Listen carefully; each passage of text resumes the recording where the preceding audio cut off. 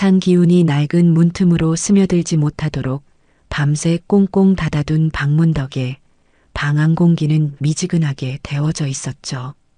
저는 꼭두 새벽부터 눈이 떠져 한참을 천장만 바라보며 뒤척였습니다.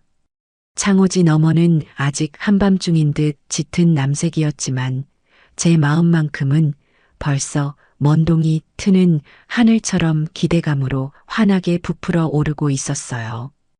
오늘은 1년에 몇 번 볼까 말까 한 제 귀한 아들, 준호네 집에 가는 날이거든요. 기차를 타고 또 버스를 갈아타야 하는 꼬박 5시간의 여정. 누군가는 그 먼 길을 어떻게 가느냐고 혀를 내두르지만 자식과 금쪽 같은 손주를 보러 가는 길에 그 정도 시간이 대수겠어요. 오히려 가는 내내 그리운 얼굴들을 떠올리며 설레는 마음을 오롯이 품을 수 있으니 저 같은 늙은이에게 이보다 더 큰 행복이 또 있을까 싶어요. 아이고 삭신이야. 삐걱거리는 몸을 일으켜 세우자마자 부엌으로 향했습니다. 어젯밤 자기 전 미리 물에 담가 부드럽게 불려둔 쌀을 조심스럽게 씻어 밥솥에 안치고 가장 먼저 아들이 세상에서 제일 좋아하는 시래기국을 끓이기 시작했습니다. 작년 가을 볕 좋은 날 정성껏 말려두었던 시래기를 푹 삶아 된장을 풀고 고소한 들깨가루를 듬뿍 넣어 끓이는 구수한 냄새가 부엌을 가득 채우기 시작했어요. 그 냄새를 맡으니 벌써부터 아들이 뜨끈한 국물에 밥을 푹푹 말아 어머니, 역시 이 맛이에요. 하며 한 그릇을 뚝딱 비워낼 모습이 눈앞에 어른거려 저도 모르게 흐뭇한 미소가 지어졌습니다. 우리 아들, 이거면 밥 2그릇은 거뜬하지, 혼잣말을 하며 국이 뭉근하게 끓도록 약한 불에 올려두고 다음으로는 며느리 지은이를 위한 반찬을 준비하기 시작했죠. 지은이는 아무래도 평생을 도시에서 자란 아이라 그런지 제가 해주는 투박한 나물 반찬보다는 새콤달콤하게 입맛을 돋우는 장아찌 종류를 참 좋아했어요. 언젠가 무심코 어머니, 저번에 주신 장아찌 참 맛있었어요. 했던 그 한마디를 잊지 않고 있었죠. 몇 주 전부터 읍내 시장에 나가 가장 실하고 단단한 햇양파를 골라와 간장과 식초, 설탕을 제가 알아낸 황금 비율로 섞어 정성껏 담가두었답니다. 아삭한 식감이 일품인 오이 장아찌도 빠질 수 없죠. 잘 익은 장아찌를 보기 좋게 유리병에 나누어 담고 있으니 제 마음이 다 든든해지는 기분이 들었어요. 이 반찬통을 열어본 지은이가 어머니, 제 생각해서 이것까지 다 준비하셨어요? 정말 감사해요 라고 말해주면 얼마나 좋을까 그런 소박한 기대를 품으면서요. 물론 하나뿐인 손주 녀석을 위한 간식도 빼놓을 수는 없지요. 요즘 아이들은 알록달록한 과자나 사탕 같은 걸 더 좋아한다지만 그래도 할머니 손으로 직접 만든 간식에 담긴 정성만 하겠어요. 찹쌀가루를 뜨거운 물로 익반죽해서 동글동글 예쁘게 빚어 깨끗한 기름에 노릇하게 튀겨낸 뒤 달콤한 조청을 듬뿍 바른 찹쌀 도넛은 우리 손주가 세상에서 제일 좋아하는 할머니표 간식이랍니다. 혹여나 가는 동안 눅눅해지거나 서로 들러붙을까 싶어 하나하나 정성스럽게 종이 포일을 깔아 상자에 담았어요. 그렇게 음식을 다 하고 나니 어느새 부엌 한쪽이 제가 싸들고 갈 짐으로 산더미처럼 쌓였습니다. 뜨거운 시래기국은 식으면 제 맛이 아니니 커다란 보온 도시락통에 따로 담고 각종 나물과 장아찌, 찹쌀 도넛까지 보자기에 싸고 보자기에 또 싸니 커다란 꾸러미가 3개나 되더군요. 이 무거운 걸 다 들고 갈 생각을 하니 벌써부터 달아빠진 어깨가 뻐근하게 아파왔지만 제 정성이 담긴 음식을 먹으며 행복해할 가족들의 얼굴을 떠올리면 조금도 힘들다는 생각이 들지 않았습니다. 오히려 이걸 다 어떻게 들고 갈까 걱정하는 제 모습이 우습게 느껴질 정도였죠. 아침 첫 차를 타기 위해 새벽 안개가 자욱하게 깔린 동네 길을 나섰습니다. 버스 정류장까지 걸어가는 그 짧은 길 위에서 묵직한 짐의 무게 때문에 몇 번이나 걸음을 멈추고 가쁜 숨을 골라야 했어요. 그때마다 제 입가에는 미소가 번졌습니다. 이건 고생이 아니라 자식을 향한 내리사랑의 무게, 행복의 무게라고 생각했거든요. 버스를 타고 기차역에 내려 또 한참을 기다린 끝에 드디어 기차에 올랐습니다. 덜컹거리는 기차 창밖으로 빠르게 스쳐 지나가는 풍경을 보며 이런저런 생각에 잠겼어요. 준호가 아직 제 무릎에 앉을 만큼 작았던 시절에는 기차 타는 걸 어찌나 좋아했는지, 그때 함께 창밖을 보며 깔깔 웃었던 기억들이 새록새록 떠올라 제 마음을 따뜻하게 데워주었습니다. 아들 집에 거의 다 도착할 무렵, 저는 설레는 마음으로 아들에게 전화를 걸었어요. 익숙한 연결음이 몇 번 울리고 나서야 아들이 전화를 받더군요. 어머니, 어디세요? 벌써 도착하셨어요? 응, 나 거의 다 와간다. 너는 어디쯤이냐? 회사 끝났어? 아, 정말 죄송해요, 어머니. 갑자기 오전에 급한 일이 터져서 아직 회사에 발이 묶여 있어요. 최대한 빨리 마무리하고 날아갈게요. 지은이한테는 연락하셨어요? 아니, 너한테 먼저 했다. 전화해보마. 저는 괜찮다고 세상에 자식 일보다 중요한 게 어디 있냐며 일부터 잘 마무리하라고 씩씩하게 말했지만 어쩐지 마음 한구석이 서운해지는 건 어쩔 수 없었죠. 그래도 바쁜 아들을 이해 못할 제가 아니에요. 곧장 며느리에게 전화를 걸었습니다. 이번에는 신호가 꽤 오래도록 울렸어요. 받지 않으려나 싶은 생각이 들 때쯤 뚝 끊기는 소리와 함께 잠이 한가득 묻어나는 목소리가 들려왔습니다. 여보세요. 아가, 나다. 시험이다. 아, 어머니. 오셨어요? 어디쯤이세요? 응, 이제 너희 아파트 단지 앞 정류장에 내렸어. 금방 올라갈게. 아, 네. 알겠습니다. 짧은 통화를 마치고 나니 어쩐지 기분이 이상했어요. 자다 깬 목소리라 그런 건지, 원래 목소리 톤이 그런 건지, 반가운 기색이라고는 눈곱만큼도 느껴지지 않았거든요. 피곤한가 보지. 어린애 키우고 살림하느라 밤낮으로 힘들겠지. 저는 애써 그렇게 좋은 쪽으로 생각하며 무거운 짐을 다시 한번 고쳐들고 아들 내외가 사는 으리으리한 아파트 현관으로 들어섰습니다.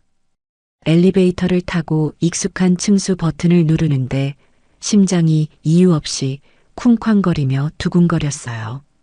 딩동, 초인종을 누르자 잠시 후에 철컥 하는 소리와 함께 문이 열렸습니다.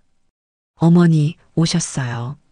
그곳에는 반가움이라고는 조금도 찾아볼 수 없는 무표정한 얼굴이 서 있었어요. 목이 늘어난 낡은 티셔츠에 부스스한 머리를 한 며느리는 저를 보자마자 몸을 비키며 들어오라는 손짓만 하더군요. 오랜만에 보는 시어머니를 향한 반가운 미소나 오시느라 힘드셨죠 하는 따뜻한 인사 같은 건 없었습니다. 집 안으로 들어서는 순간 제 코를 찌른 건 구수한 된장찌개 냄새가 아니라 식어서 기름이 밴 피자 냄새와 정체 모를 시큼한 소스 냄새였죠. 거실 한가운데에는 다 먹고 난 배달음식 상자들이 아무렇게나 널브러져 있었고 며느리는 소파에 비스듬히 누워 제가 들어오든 말든 스마트폰만 들여다보기 시작했습니다. 5시간 동안 품어왔던 설렘과 제 양손에 들려있던 행복의 무게는 그 아파트의 현관문을 넘어서는 순간 와르르 무너져 내리는 것만 같은 기분이었습니다. 땀으로 축축해진 손을 바지에 쓱 문지르고 저는 끙 소리를 내며 들고 온 짐들을 부엌 식탁 위에 내려놓았습니다. 쿵 하는 묵직한 소리와 함께 제 무거웠던 마음도 함께 바닥으로 쿵 하고 내려앉는 것 같았어요. 며느리는 소파에 누운 채로 고개만 까딱 돌려 부엌 쪽을 흘깃 쳐다볼 뿐 자리에서 일어날 생각조차 하지 않더군요. 제가 어떤 마음으로 이 깜깜한 새벽부터 일어나 음식을 준비하고 그 멀고 먼 길을 달려왔는지 조금이라도 헤아릴 줄 아는 사람이라면 결코 저럴 수는 없는 법이죠. 어머니 오시느라 힘드셨죠. 짐 이리 주세요. 어머나, 이걸 다 어떻게 싸우셨어요?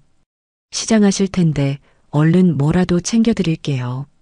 그런 따뜻한 말 한마디를 기대했던 제가 참으로 어리석었던 걸까요?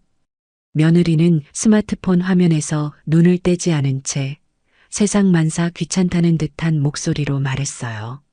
거기 그냥 두세요. 제가 이따가 치울게요. 그 말이 어찌나 서슬퍼런 칼날처럼 들리는지 온몸에 소름이 오소소 돋는 기분이었습니다. 새벽부터 서둘러 오느라 아침 식사는커녕 물 한 모금 마신 게 전부였던 터라 긴장이 풀리자 갑자기 시장기가 확 돌았어요. 늙은이의 염치고 뭐고 배가 고프니 어쩔 수가 없었죠. 제가 먼저 물어볼 수밖에 없었습니다. 아가, 혹시 밥 남은 것 좀 있니? 내가 아침을 걸러서 그런지 배가 너무 고파서 말이다. 제 말에 며느리는 그제야 고개를 들더군요. 하지만 그 표정에는 걱정이나 미안함이 아닌 노골적인 귀찮음이 가득 서려 있었어요. 아, 저희는 방금 피자 시켜 먹어서요. 아마 밥솥에 밥이 없을 텐데. 그렇게 말하며 밥솥이 있는 쪽으로는 눈길 한번 주지 않았습니다. 밥이 있는지 없는지 확인해 볼 생각조차 하지 않는 그 모습에 저는 정말이지 할 말을 잃고 말았습니다. 시어머니가 5시간이나 걸려 굶주린 채로 왔는데 밥 한 끼는커녕 밥이 있는지 없는지 손가락 하나 까딱하기 싫어하는 그 모습에 서운함을 넘어 처절하고 비참한 심정이 들었습니다. 이게 요즘 세상의 며느리라는 것인가 아니면 내 며느리만 유독 저렇게 정이 없는 것인가 머릿속이 실타래처럼 복잡하게 엉켜왔죠. 손주라도 봐야겠다는 생각에 아이방 문을 조심스럽게 열었습니다. 어느새 훌쩍 자라 제 키만 한 손주 녀석은 커다란 헤드셋을 끼고 컴퓨터 앞에 앉아 정신없이 무언가를 두드리고 있었어요. 화면에서는 알아들을 수 없는 외계어와 함께 요란한 총소리가 흘러나오고 있었죠. 할머니가 온 줄도 모르고 게임에 푹 빠져 있는 모습이었습니다. 제가 등 뒤에 한참을 서 있었는데도 녀석은 전혀 알아채지 못하더군요. 제가 헛기침을 하고 나서야 화들짝 놀라며 뒤를 돌아봤습니다. 할머니 오셨어요? 헤드셋을 한쪽만 대충 벗으며 건성으로 묻는 손주의 모습에 또 한 번 가슴이 철렁 내려앉았어요. 그때 거실에서 며느리의 날카로운 목소리가 들려왔습니다. 준수야, 할머니 오셨잖아. 제대로 일어나서 인사드려야지. 그 꾸짖음에 손주는 마지못해 자리에서 일어나 제게 허리를 꾸벅 숙여 인사를 했어요. 안녕하세요. 그게 끝이었습니다. 아이는 곧바로 자리에 앉아 다시 게임 속 세상으로 들어가 버렸죠. 저는 멋쩍게 웃으며 손주 주려고 밤새 만든 찹쌀 도넛 상자를 내밀었습니다. 우리 강아지 이거 먹으면서 해. 아, 네. 고맙습니다. 그냥 거기 책상 위에 두세요. 녀석은 상자를 받지도 않고 눈길 한 번 주지 않은 채로 말했어요. 달콤한 조청 냄새가 방 안에 퍼졌지만 손주의 마음을 끌지는 못했습니다. 그 상자가 유난히 무겁고 처량하게 느껴지는 순간이었어요. 결국 저는 아무도 없는 부엌으로 가 찬장에 있던 유리컵을 꺼내 냉수 한 잔을 따라 마시는 것으로 허기를 달랬습니다. 차가운 물이 텅 빈 속으로 흘러들어가자 위장이 아릿하게 쓰려왔어요. 거실 소파에 누워 뭐가 그리 재미있는지 스마트폰을 보며 키득거리는 며느리의 웃음소리가 어찌나 얄밉게 들리는지 당장이라도 그 앞에 음식 꾸러미들을 집어던지며 소리치고 싶은 심정이었습니다. 내가 너한테 이깟 밥 한 번 얻어먹으려고 이 새벽부터 그 고생을 하고 온 줄 아느냐? 하고 말이죠. 하지만 저는 그럴 수 없었어요. 그랬다가는 아들 얼굴에 먹칠하는 것이고 속 좁고 유난 떠는 시어머니 취급만 받을 게 뻔했으니까요. 그렇게 어색한 침묵 속에서 얼마나 시간이 흘렀을까 현관문 비밀번호 누르는 소리가 경쾌하게 들리고 드디어 아들이 들어왔습니다. 저를 보자마자 피곤에 절어있던 아들의 얼굴이 환해지더군요. 어머니, 언제 오셨어요? 아이고, 연락이라도 주시지. 그럼 마중 나갔을 텐데. 아까 너랑 통화했잖냐. 됐다. 일하는 사람이 뭘. 아, 맞다. 제가 요즘 정신이 없어서. 그나저나 식사는 하셨어요? 시장하실 텐데. 아들의 그 당연한 물음에 며느리가 마치 기다렸다는 듯이 소파에서 벌떡 일어나며 완벽한 연기를 시작했습니다. 어머, 어떡해. 여보, 내가 어머니 식사 챙겨드린다는 걸 깜빡했네. 어머니, 정말 죄송해요. 제가 정신이 없어서. 지금 얼른 맛있는 걸로 차려드릴까요? 그 뻔뻔하고 능청스러운 모습에 기가 막혀서 말이 나오지 않았어요. 조금 전까지 밥이 없다며 손가락 하나 까딱 않던 사람이 남편이 나타나자마자 이제 와서 밥을 차려주겠다니요. 제 속도 모르고 아들은 며느리에게 당신도 참 어머니 시장하시겠다. 얼른 차려드려라고 말하고 있었죠. 저는 더 이상 그 불편하고 가식적인 공간에 머물고 싶지 않았습니다. 그래서 저도 모르게 제 자신을 지키기 위한 거짓말을 하고 말았어요. 됐다, 됐어. 너희 저녁 먹는데 방해될까봐 오는 길에 기차역 앞에서 뜨끈한 국밥 한 그릇 든든하게 말아먹고 왔다. 배가 하나도 안 고프니 둘 다 신경 쓰지 마라.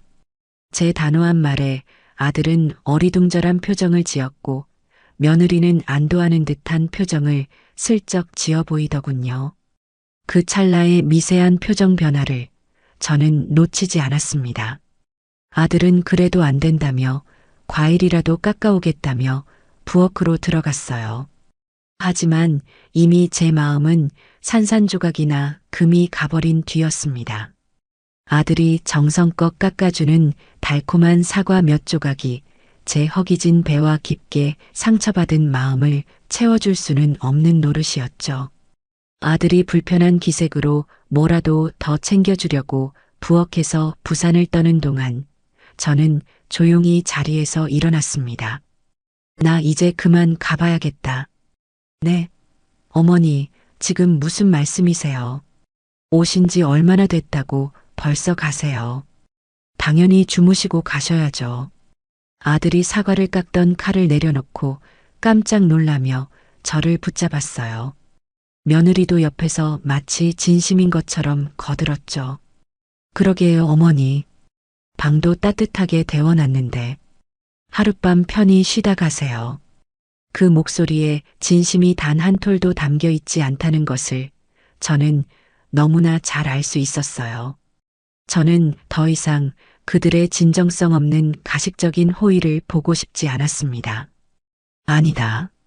집에 혼자 계신 내 아버지도 걱정되고 내일 아침 일찍 노인정에서 중요한 약속도 있어서 안 된다. 그냥 이렇게 얼굴 본 걸로 됐다. 물론 돌아가신 지 10년도 넘은 남편 핑계를 대는 것도 있지도 않은 노인정 약속을 급하게 만들어내는 것도 전부 새빨간 거짓말이었죠. 하지만 그렇게라도 핑계를 대지 않으면 그 숨막히는 공간에서 단 한시도 더 버틸 수 없을 것 같았어요. 제가 너무나 완강하게 나서자 아들도 더는 저를 붙잡지 못했습니다. 어쩔 줄 몰라 하는 아들 옆에서 며느리는 그럼 조심히 가세요. 어머니라는 마치 숙제를 해치우는 듯한 의례적인 인사만 건넸어요. 제가 그 무거운 몸을 이끌고 들고 온 음식 꾸러미들은 여전히 부엌 식탁 위에 처음 놓았던 그 모습 그대로 놓여 있었습니다. 냉장고에 넣으려는 시도조차 하지 않은 그 꾸러미들이 마치 환영받지 못한 채 문 밖에 서 있는 저 자신을 보는 것 같아 가슴이 미어졌습니다. 그렇게 저는 아들 집에 도착한 지 채 몇 시간도 되지 않아 마치 도망치듯 쫓겨나듯 그 집을 나섰습니다. 다시 5시간을 거슬러 집으로 돌아오는 기차 안은 그야말로 지옥과도 같았어요. 창밖은 어느새 칠흑 같은 어둠에 잠겨 있었고 멀리 보이는 도시의 불빛들이 빠르게 스쳐 지나갔습니다. 정처 없이 흔들리는 그 불빛들을 보고 있자니 제 신세가 너무나 처량해서 저도 모르게 눈물이 왈칵 쏟아져 나왔어요. 주위 사람들이 쳐다보는 것도 아랑곳하지 않고 저는 손수건으로 입을 막은 채 한참을 소리 죽여 울었습니다. 도대체 무엇이 저를 이토록 서럽게 만들었을까요? 밥 한 끼 안 내어준 며느리의 지독한 무심함이었을까요? 그런 아내의 눈치만 보며 아무 말도 못하는 아들의 답답한 무능함이었을까요?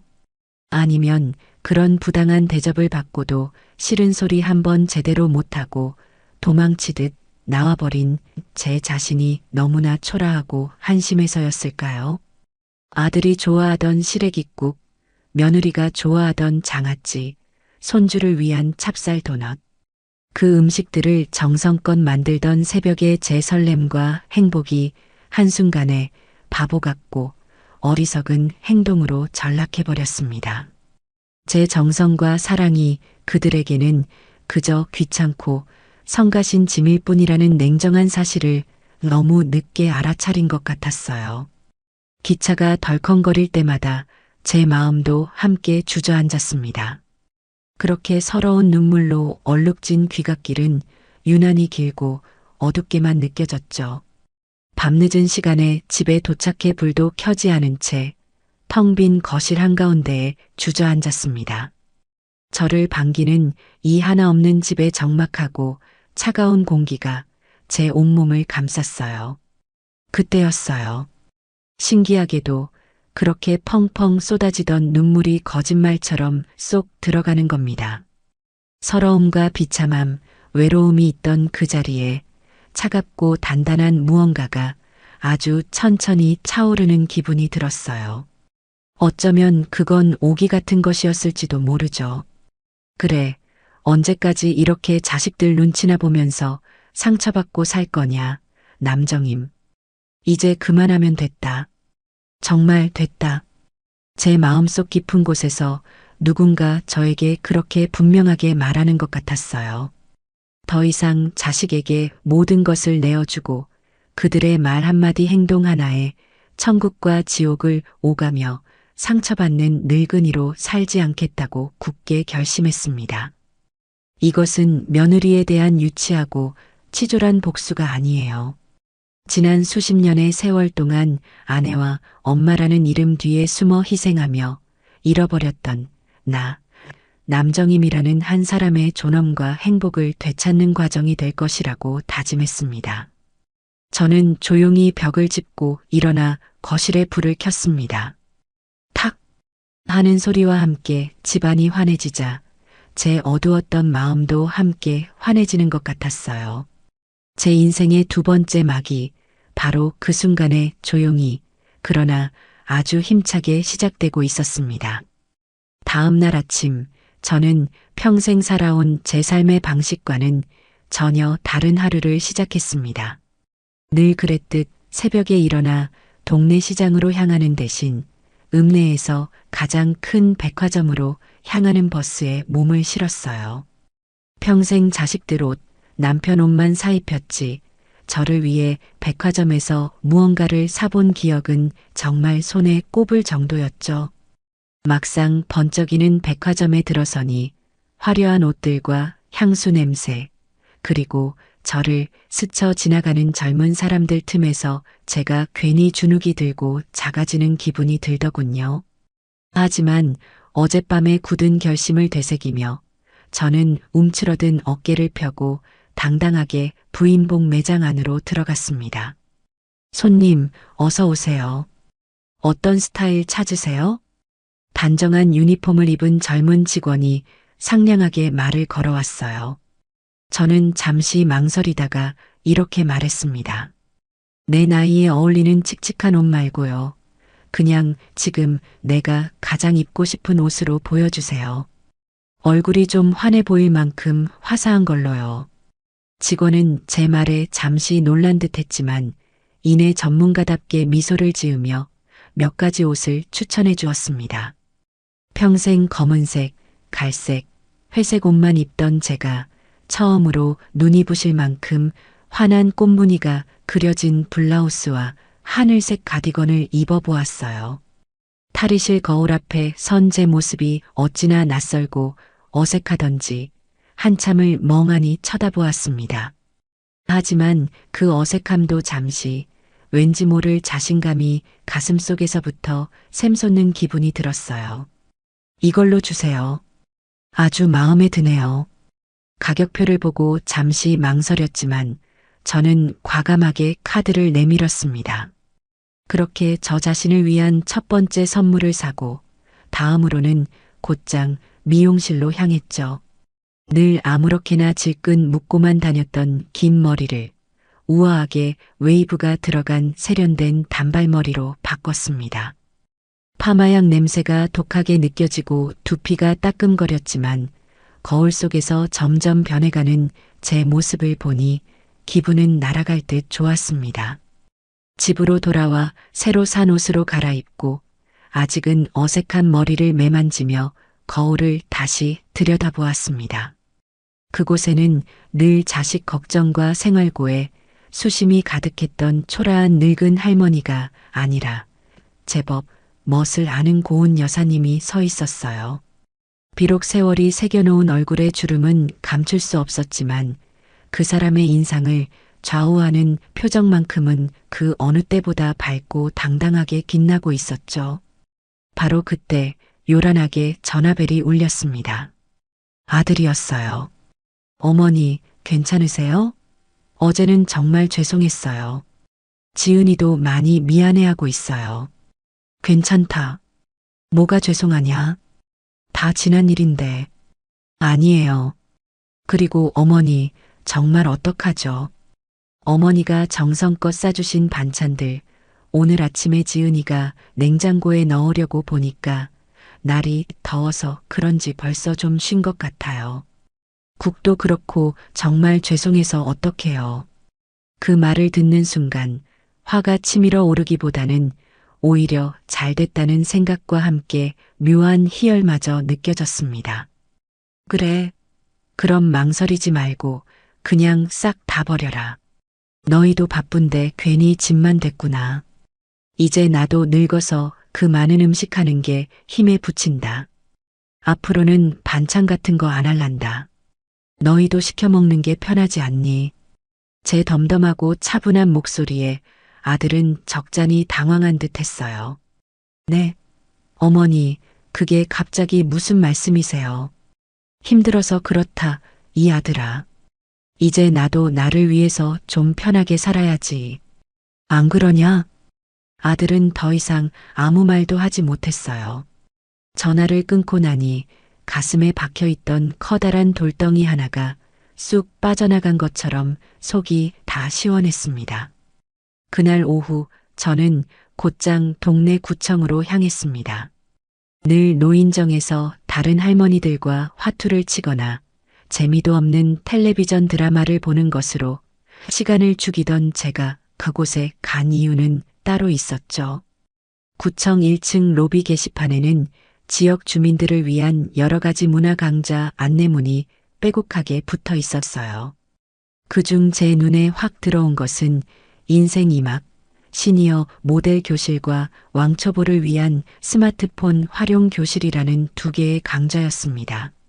모델이라니 평생 밭일과 살림에 허리 펼 날 없던 제 나이에 가당키나 한 소리겠어요. 하지만 새로운 도전이라는 네 글자가 제 잠자고 있던 마음을 강하게 끌어당겼습니다. 저는 더 이상 망설이지 않고 떨리는 손으로 두 강자 모두의 수강 신청서를 써서 제출했습니다. 그렇게 남정임의 새로운 인생 2막이 아주 본격적으로 그리고 아주 화려하게 시작되고 있었답니다.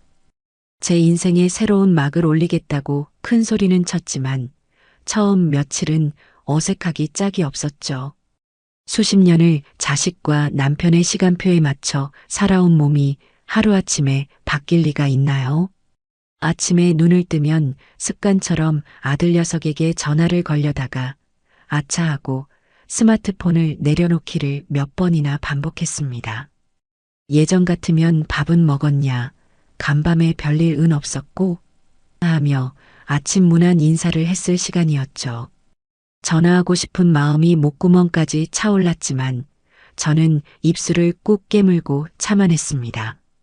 이제는 그 아이의 세상이 아닌 나 자신의 세상을 살기로 결심했으니까요.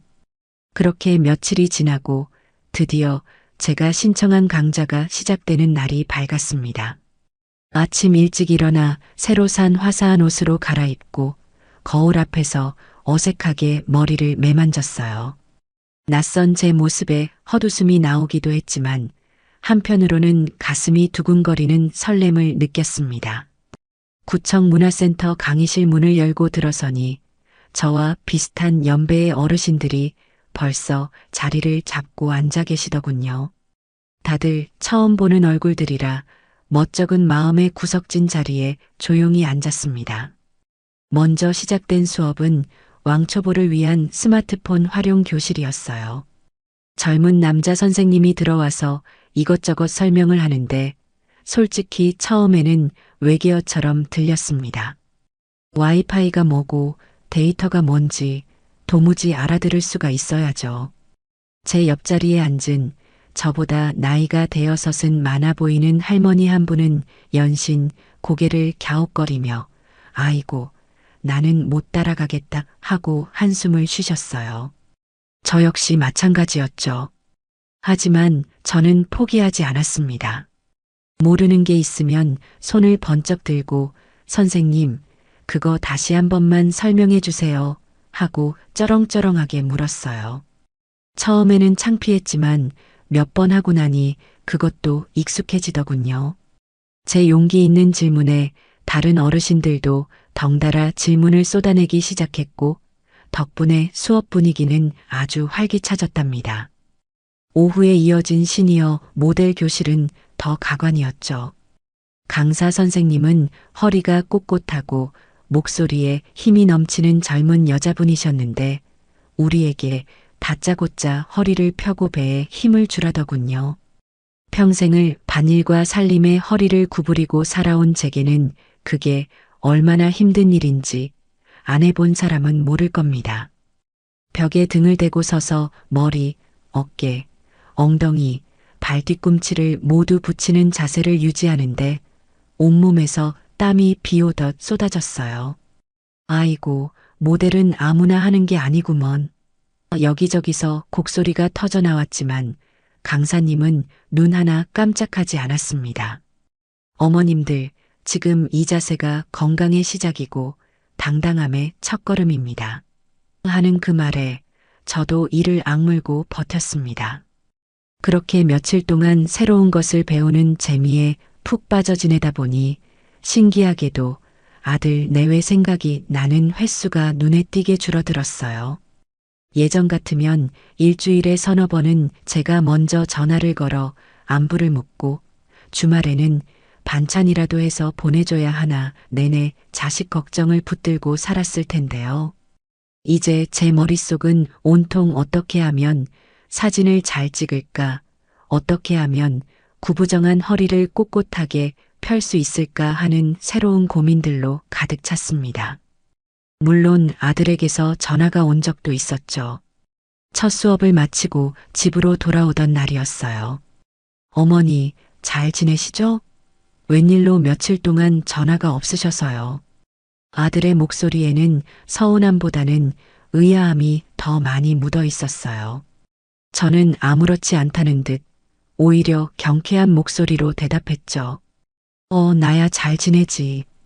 이제 바빠서 전화할 시간도 없다. 예. 네. 바쁘시다니요? 무슨 일 있으세요? 나 이제 공부 시작했다.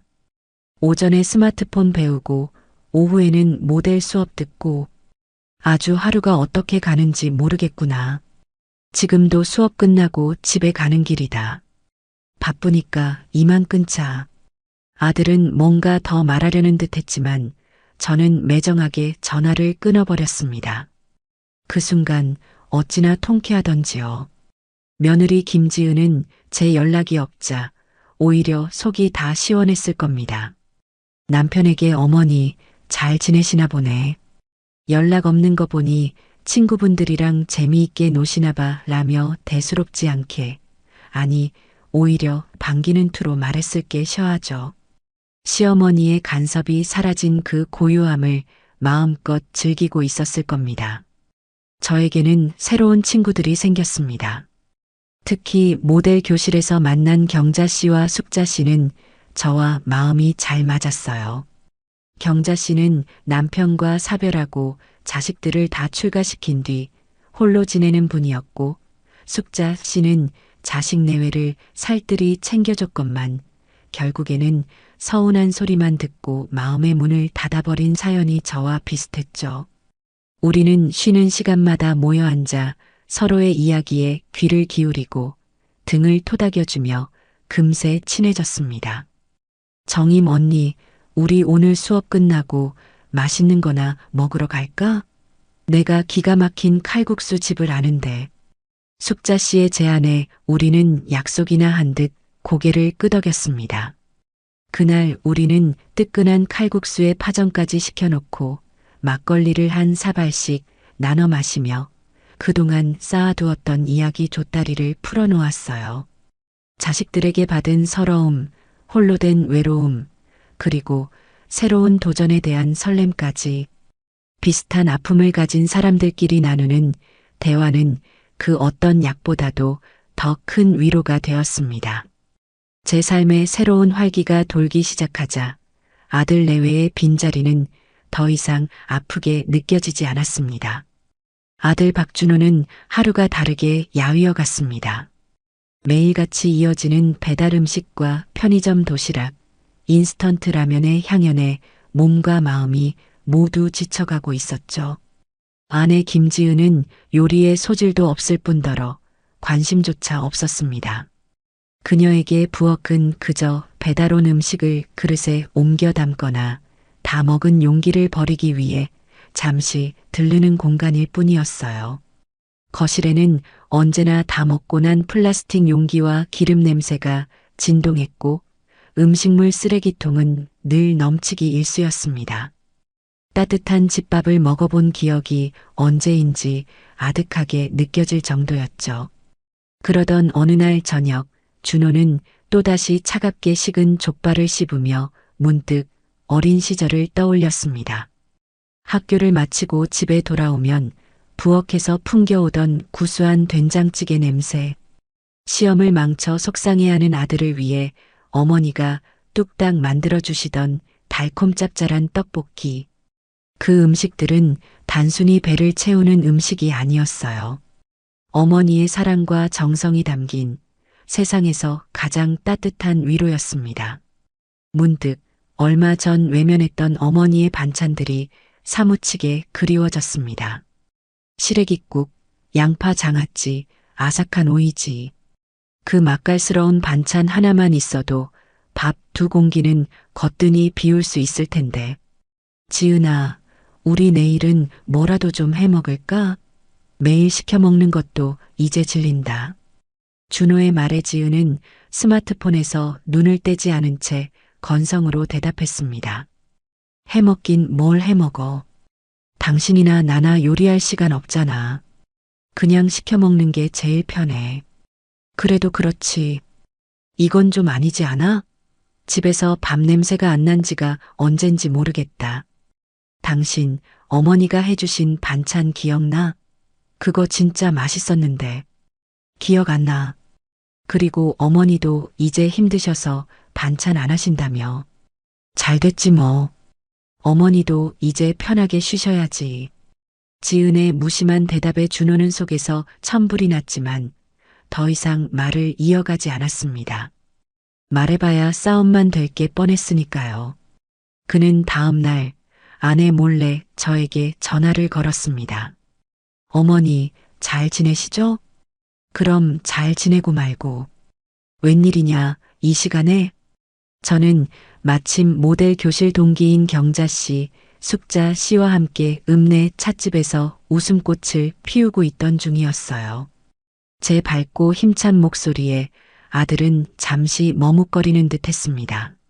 아니, 다름이 아니라 어머니, 혹시 집에 김치 담그신 거 좀 남은 거 있으세요? 집에 김치가 뚝 떨어졌는데 제가 어머니 김치가 너무 먹고 싶어서요. 아들의 기어들어가는 목소리를 들으니 그 마음을 어찌 모르겠어요. 하지만 저는 마음을 굳게 먹고 최대한 아무렇지 않은 목소리로 대답했습니다. 어머, 김치? 아이고, 어쩌냐. 김장한 지 오래돼서 벌써 다 떨어졌네. 올해는 나도 이제 힘들어서 김장 같은 거 안 하려고. 허리 아파서 못하겠다. 아, 그러세요? 그럼 혹시 다른 반찬이라도. 반찬은 무슨 반찬? 나 이제 그런 거 할 시간 없어. 너도 알다시피 내가 얼마나 바쁜 몸인데. 지금도 친구들이랑 차 마시러 나와 있다. 미안하지만 이제 반찬은 너희가 알아서 해 먹든지 사 먹든지 해라. 나 끊는다. 저는 아들의 아쉬움 가득한 목소리를 뒤로하고 매정하게 전화를 끊었습니다. 앞에 앉아있던 경자 씨가 걱정스러운 눈으로 물었어요. 아들 전화야? 무슨 일 있대? 아니, 별일 아니야. 반찬 좀 해달라고. 아주 어리광이 늘었어.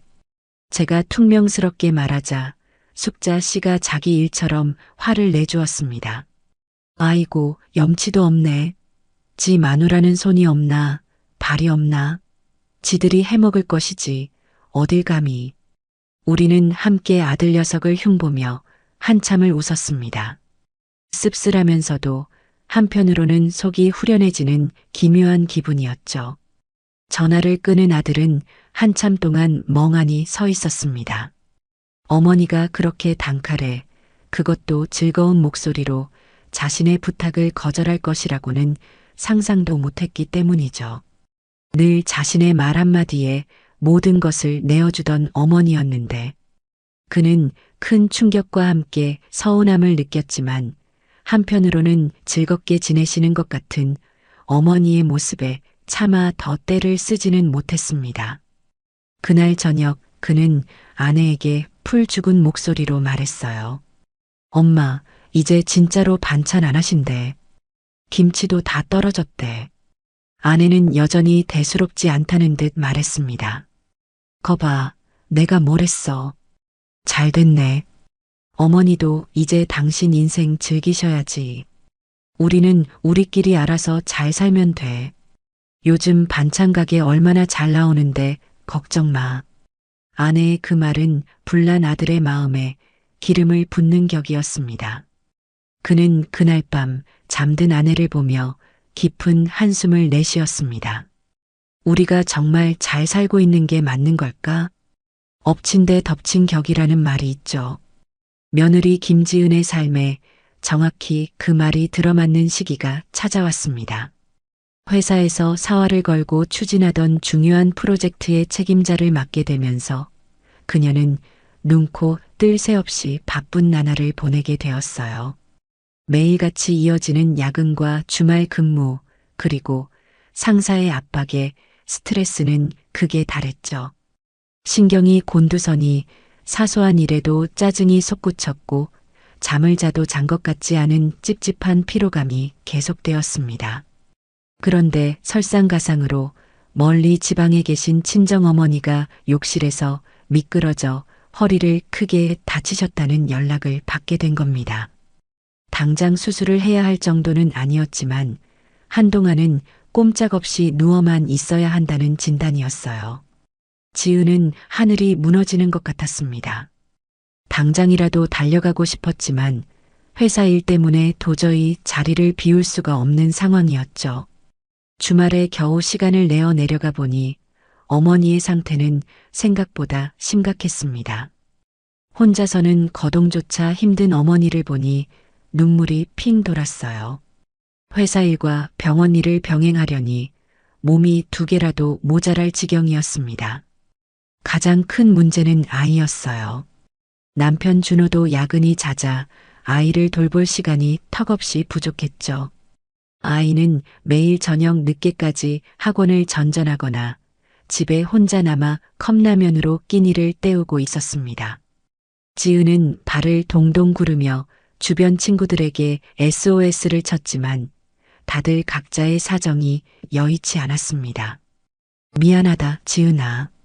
나도 요즘 회사 일이 너무 바빠서. 어떡하니? 우리 애도 시험 기간이라 내가 봐줘야 해서. 돌아오는 대답은 모두 똑같았죠. 그 누구에게도 선뜻 도움을 청할 수 없는 빡빡한 현실에 지은은 깊은 무력감을 느꼈습니다. 그날 밤 녹초가 되어 돌아온 지은에게 남편 준호가 조심스럽게 말을 꺼냈습니다. 여보, 당신 너무 힘들어 보여. 안 되겠다. 어머니께 한번 부탁드려볼까? 준수 좀 며칠만 봐달라고. 그 말을 듣는 순간 지은의 얼굴은 딱딱하게 굳어졌습니다. 그건 안 돼. 왜 안 돼? 어머니 요즘 시간 많으시잖아. 손주인데 당연히 봐주시지. 싫어. 내가 왜 어머니한테 그런 부탁을 해야 하는데? 당신은 자존심도 없어? 지은은 자기도 모르게 날카로운 말을 내뱉었습니다. 준호는 그런 아내를 이해할 수 없다는 듯 답답해했죠. 자존심이 무슨 상관이야. 지금 우리가 죽게 생겼는데 당신 혼자 끙끙 앓지 말고 제발. 됐어. 내가 알아서 할게. 지은이 소리를 빽 지르자 준호도 더 이상 말을 잇지 못했습니다. 지은은 방으로 들어가 문을 쾅 닫아버렸어요. 침대에 엎드려 소리 죽여 우는데 얼마 전 시어머니에게 했던 자신의 행동이 부메랑처럼 날아와 뒤통수를 후려치는 것 같았습니다. 5시간을 달려온 시어머니에게 밥 한 끼 차려주지 않고 문전박대하듯 내쫓았던 그날의 기억.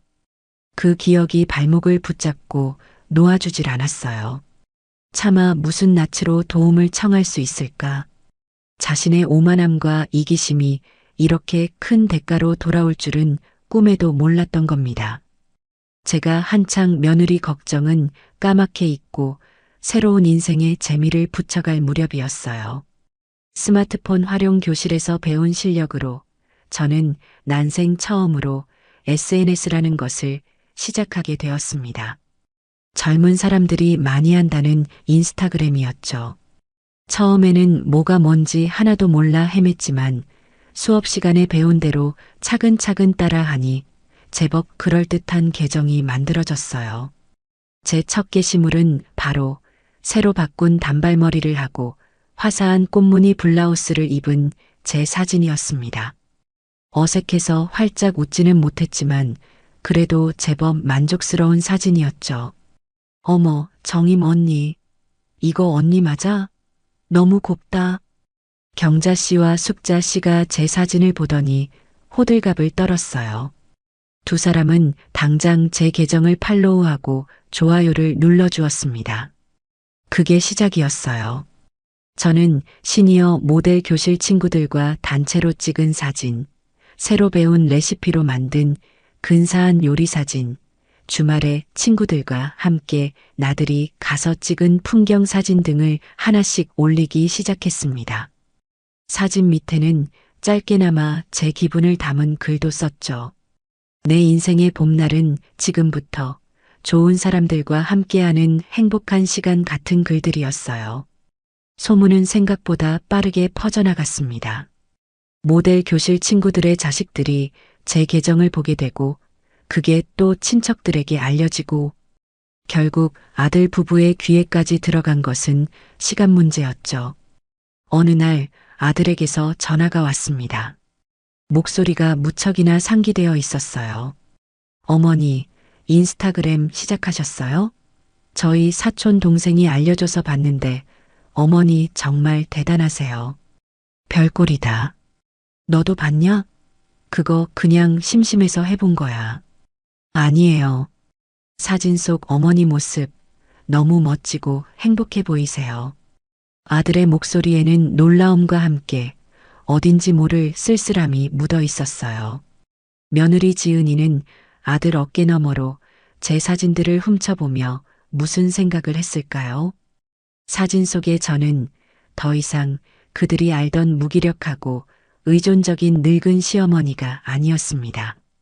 자신의 삶을 주체적으로 꾸려나가며 친구들과 어울려 웃고 떠드는 활기차고 멋진 신여성이었죠. 아마 지은은 복잡한 감정을 느꼈을 겁니다. 특히 자신의 삶이 위태롭게 흔들리는 지금 하게 행복을 누리는 제 모습이 꽤나 얄밉게 보였을지도 모르죠. 그리고 마침내 제 인생에 또 한 번의 큰 사건이 터졌습니다. 재미삼아 지원했던 지역 시니어 모델 선발 대회에서 덜컥 예선을 통과했다는 연락을 받은 겁니다. 저는 믿기지 않는 마음에 몇 번이나 합격 문자를 확인했어요. 그리고 그 기쁜 소식을 당장 제 SNS에 올렸죠. 저 본선 진출했어요. 응원해주세요. 라는 글과 함께요. 그러자 순식간에 수십 개의 응원 댓글이 달리기 시작했습니다. 어머니, 정말 멋지세요. 언니, 우리가 가서 플래카드 들고 응원할게. 할머니, 화이팅. 손주의 댓글까지. 저는 그 댓글들을 하나하나 읽어보며 가슴 벅찬 감동에 눈시울이 뜨거워졌습니다. 제 화려한 외출은 이제부터가 시작이었어요. 제 SNS가 동네방네 화제가 되고 시니어 모델 대회 본선에 진출했다는 소식까지 퍼지면서 제 일상은 이전과는 비교할 수 없을 만큼 다채로워졌습니다. 하지만 시간이 흐르는 것은 어쩔 수 없는지 달력은 어느덧 제 손주 준수의 생일이 있는 달을 가리키고 있었어요. 제 방 달력에는 오래전부터 손주 녀석의 생일날에 커다란 동그라미가 쳐져 있었죠. 예전 같았으면 벌써부터 마음이 설레어 생일잔치에 해갈 음식 목록을 짜고 손주에게 줄 선물을 고민하며 읍내 시장을 몇 번이고 오갔을 겁니다. 녀석이 좋아하는 소갈비를 재우고 알록달록한 잡채를 만들고 미역국을 한 솥 끓여 그 무거운 짐을 이고 지고 아들네 집으로 향하는 것이 지난 몇 년간 제게는 가장 큰 행복이자 의무 같은 일이었거든요. 그런데 올해는 달랐습니다. 달력의 동그라미를 볼 때마다 제 마음은 복잡한 생각들로 무겁게 가라앉았어요. 마음 한편에서는 그래도 하나뿐인 손주 생일인데 할머니가 안 가면 얼마나 서운해할까. 아이가 무슨 죄가 있겠어 하는 오래된 모정이 고개를 들었습니다. 하지만 다른 한편에서는 아니, 내가 그 집에 가서 또다시 문전박대를 당하고 투명인간 취급을 받으란 말이냐. 내 자존심은 어떡하고 하는 차가운 이성이 그 고개를 짓눌렀죠. 그날의 상처는 생각보다 깊어서 아물었다고 생각했던 흉터가 날 굳은 날 욱신거리듯 제 마음을 괴롭혔습니다. 고민이 깊어질 무렵 모델 교실을 마치고 경자 씨, 숙자 씨와 함께 단골 찻집에 앉아 있을 때였어요. 제가 한숨을 푹 내쉬는 것을 본 경자 씨가 물었습니다. 언니, 무슨 안 좋은 일 있어? 아까부터 표정이 영 안 좋네. 곧 있으면 우리 손주 녀석 생일이거든. 가야 하나 말아야 하나 마음이 영 복잡해서 그래. 제 말에 숙자 씨가 자기 일처럼 발끈하며 찻잔을 탁 내려놓았어요. 가긴 어딜까? 언니 정신 차려. 언니가 그 집에서 어떤 대접을 받고 왔는지 벌써 잊었어? 밥 한 숟갈 안 줘서 굶기고 짐짝 취급하던 사람들한테 또 가고 싶어? 그래도 애 생일인데 작년까지만 해도 내가 다 차려줬거든. 작년은 작년이고 올해는 올해지. 언니는 이제 새로운 인생을 사는 거잖아. 언제까지 그렇게 옛날 방식에 얽매여서 상처받고 살 거야. 이번에 언니가 확실하게 보여줘야 해. 언니가 없으면 그 집 잔치도 없다는 걸 말이야. 숙자 씨의 단호한 말에 경자 씨도 고개를 끄덕이며 거들었습니다. 숙자 말이 맞아, 언니. 그렇다고 애 생일을 그냥 모른 척 하라는 건 아니고, 요즘 젊은 사람들 방식대로 축하해주면 되잖아.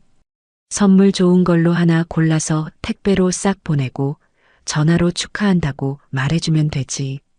언니가 꼭 몸소 가서 음식 나르고 설거지까지 해줘야 그게 축하하는 건 아니야.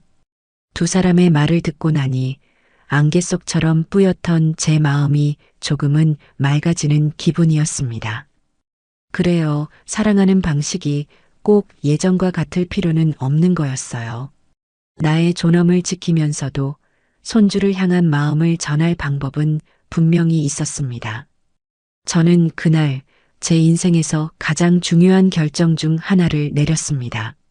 며칠 후, 저는 난생 처음으로 손주 선물을 사기 위해 백화점 장난감 가게가 아닌 전자제품 매장으로 향했습니다.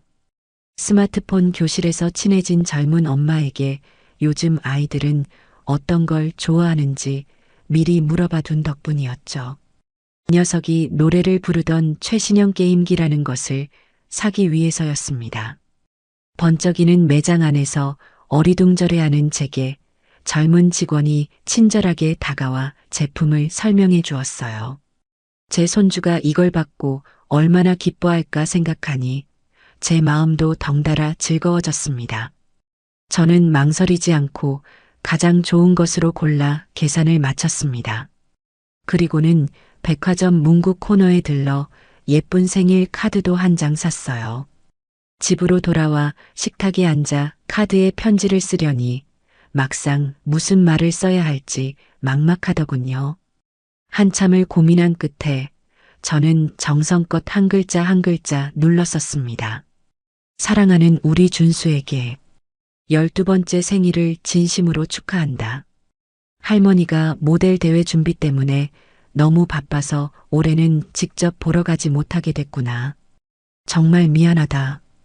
대신 우리 준수가 제일 갖고 싶어 하던 선물을 보낸다. 이걸로 친구들과 재미있게 놀고 늘 건강하고 씩씩하게 자라야 한다. 할머니가 멀리서도 항상 우리 준수를 응원하고 있다는 것 잊지 마렴. 사랑한다. 편지를 다 쓰고 나니 마음이 한결 가벼워졌습니다. 다음 날 저는 포장된 선물과 현금이 든 봉투를 들고 우체국으로 향했어요. 택배 상자를 붙이는 그 순간 저는 비로소 묵은 감정의 찌꺼기들을 떠나보내고 제 새로운 역할을 받아들일 준비가 되었다는 것을 느꼈습니다. 한편 아들 내외의 집에서는 손주의 생일을 앞두고 미묘한 기류가 흐르고 있었을 겁니다. 특히 며느리 지은이는 회사 일과 친정 어머니 병간호 문제로 심신이 지칠 대로 지쳐 있었기에 내심 제 방문을 기대하고 있었을지도 몰라요. 제가 와서 손주 생일상을 차려주고 집안일을 거들어주고 아이를 돌봐주기를 은근히 바라고 있었을 겁니다. 하지만 생일이 코앞으로 다가오도록 제게서는 전화 한 통 없자 그녀는 점점 초조해졌겠죠. 남편 준호는 어머니께 전화 한번 드려볼까? 하고 눈치를 봤지만 지은은 자존심 때문에 됐어. 오시면 오시는 거고 마시면 마는 거지하며 애써 태어난 척 했을 겁니다. 그리고 손주 생일 당일 그들 가족에게 도착한 것은 음식을 바리바리 싸들고 온 제가 아니라 덩그러니 놓인 커다란 택배 상자 하나였습니다. 지은은 현관 앞에 놓인 상자를 보고 크게 실망했을 테죠. 상자를 열어본 준수는 갖고 싶었던 게임기를 보자마자 환호성을 질렀지만 아들 준호와 며느리 지은의 표정은 썩 좋지 않았을 겁니다.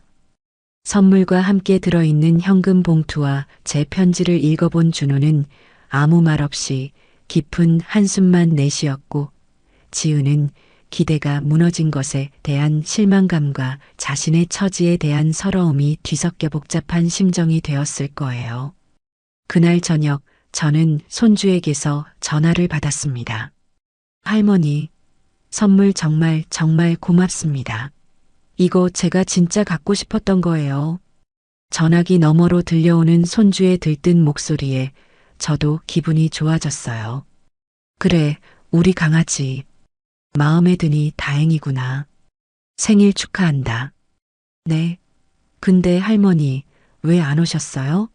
엄마 아빠가 할머니 기다렸는데. 아이의 순수한 물음에 저는 잠시 가슴이 아팠지만 이내 마음을 다잡고 밝은 목소리로 대답했습니다. 할머니가 며칠 뒤에 시니어 모델 대회 본선에 나가잖니.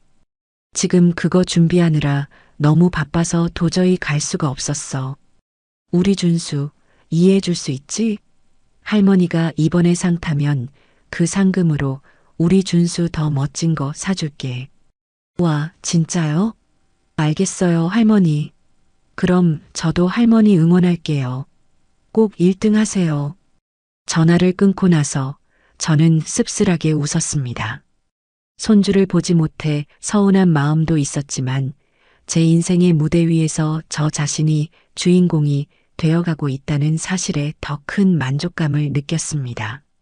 손주의 생일 소동이 지나고 얼마 지나지 않아 아들네 집에 또 다른 그림자가 드리워지기 시작했습니다. 몇 년 전 부부가 무리해서 장만한 아파트의 대출 이자가 가파르게 오르기 시작한 겁니다. 아들 준호의 월급만으로는 매달 늘어나는 이자와 아이 교육비, 생활비를 감당하기가 점점 벅차졌어요. 엎친 데 덮친 격으로 며느리 지은이 회사에서 맡았던 프로젝트에 문제가 생겨 예상했던 성과금마저 반토막이 나버렸죠.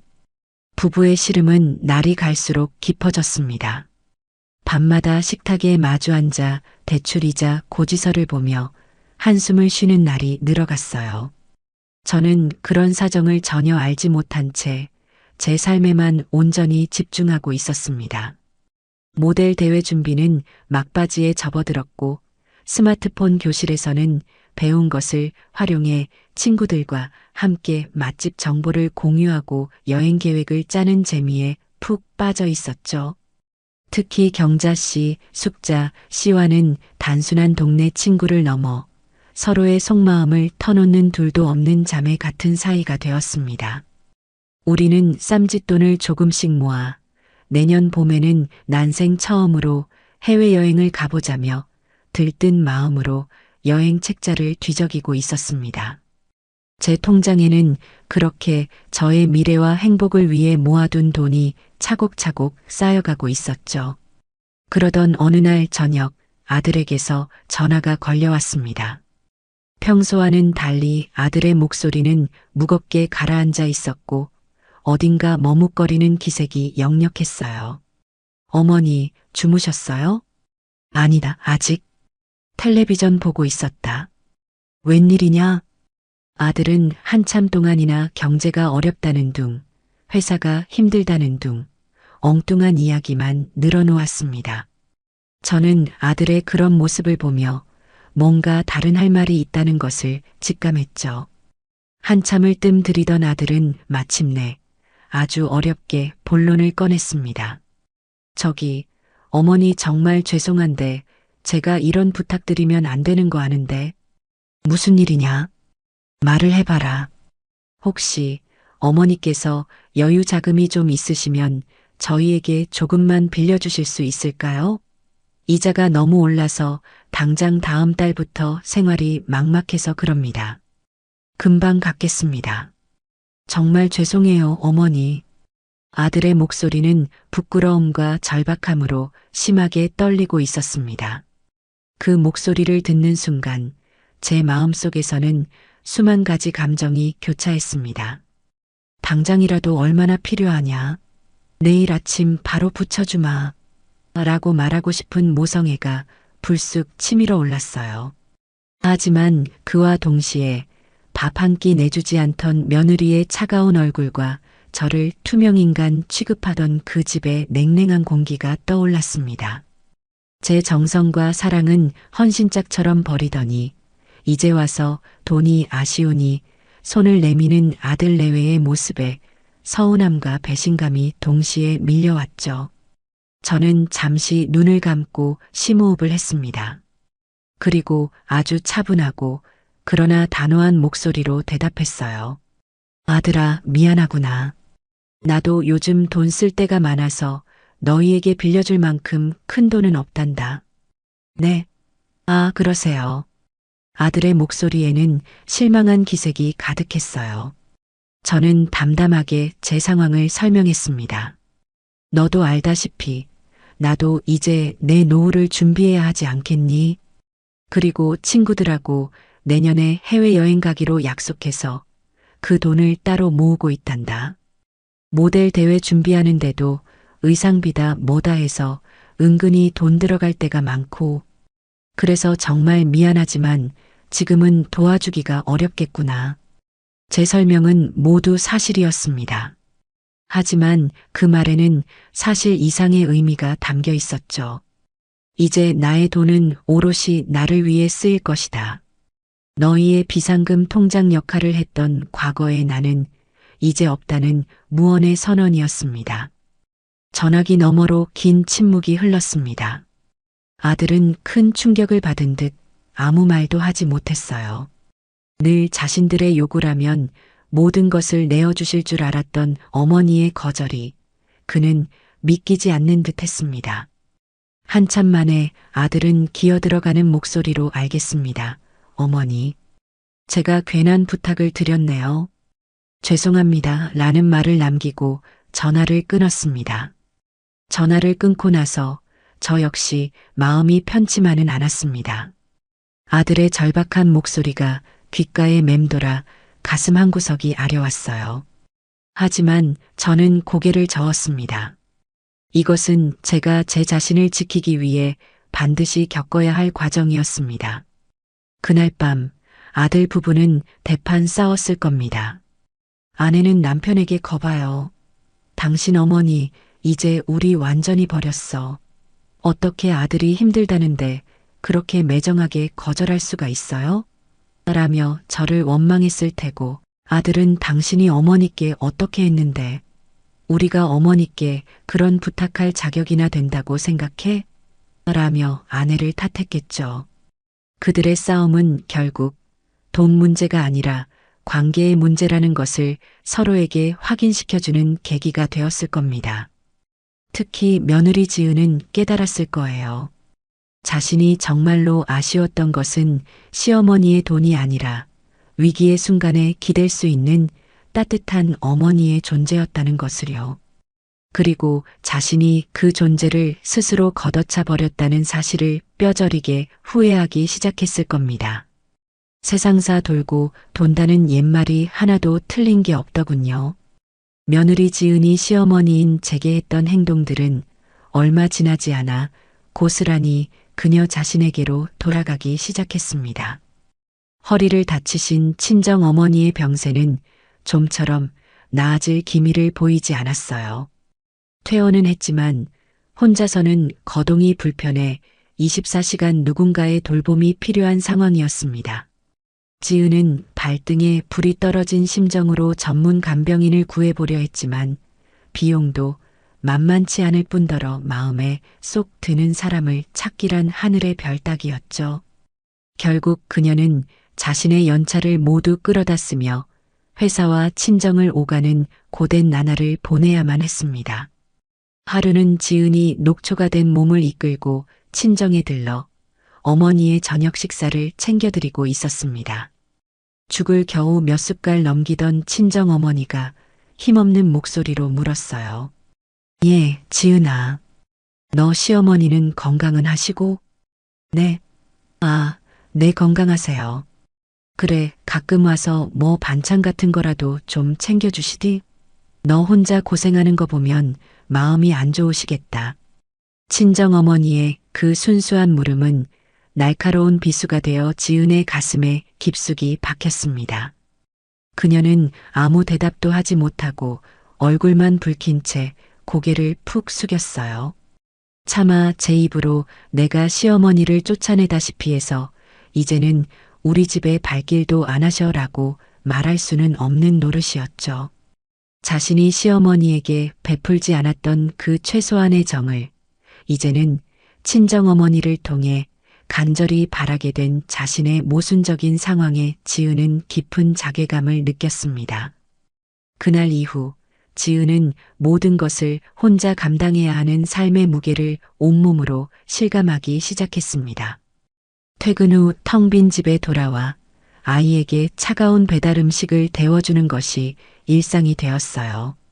어느 날 밤 늦게까지 이어진 야근으로 지쳐 돌아온 그녀는 식탁에 홀로 앉아 퉁퉁 불어터진 컵라면으로 끼니를 때우고 있었습니다.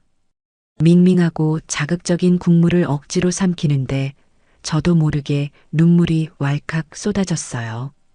바로 그 순간 그녀는 비로소 깨달았습니다. 자신이 그토록 무시하고 하찮게 여겼던 시어머니가 차려주던 그 따뜻한 밥 한 끼의 온기가 얼마나 소중하고 귀한 것이었는지를요. 그 밥상에 담겨 있던 것은 단순히 음식이 아니라 시간과 정성, 그리고 사랑이었다는 사실을 너무나 뒤늦게 깨닫게 된 겁니다. 아들 부부는 더 이상 이렇게 살아서는 안 되겠다고 생각했는지 며칠 후 저를 찾아왔습니다. 주말 오후 갑작스러운 그들의 방문에 저는 적잖이 놀랐죠. 그들의 양손에는 제가 평생 받아본 적 없는 값비싼 한우 세트와 고급 영양제, 과일 바구니가 들려 있었습니다. 마치 큰 잘못을 저지르고 용서를 빌러온 사람들처럼 두 사람의 얼굴은 어색함과 미안함으로 굳어 있었어요. 저는 그들을 집 안으로 들였지만 예전처럼 반갑게 달려나가 맞이하지는 않았습니다. 웬일이냐, 미리 연락도 없이.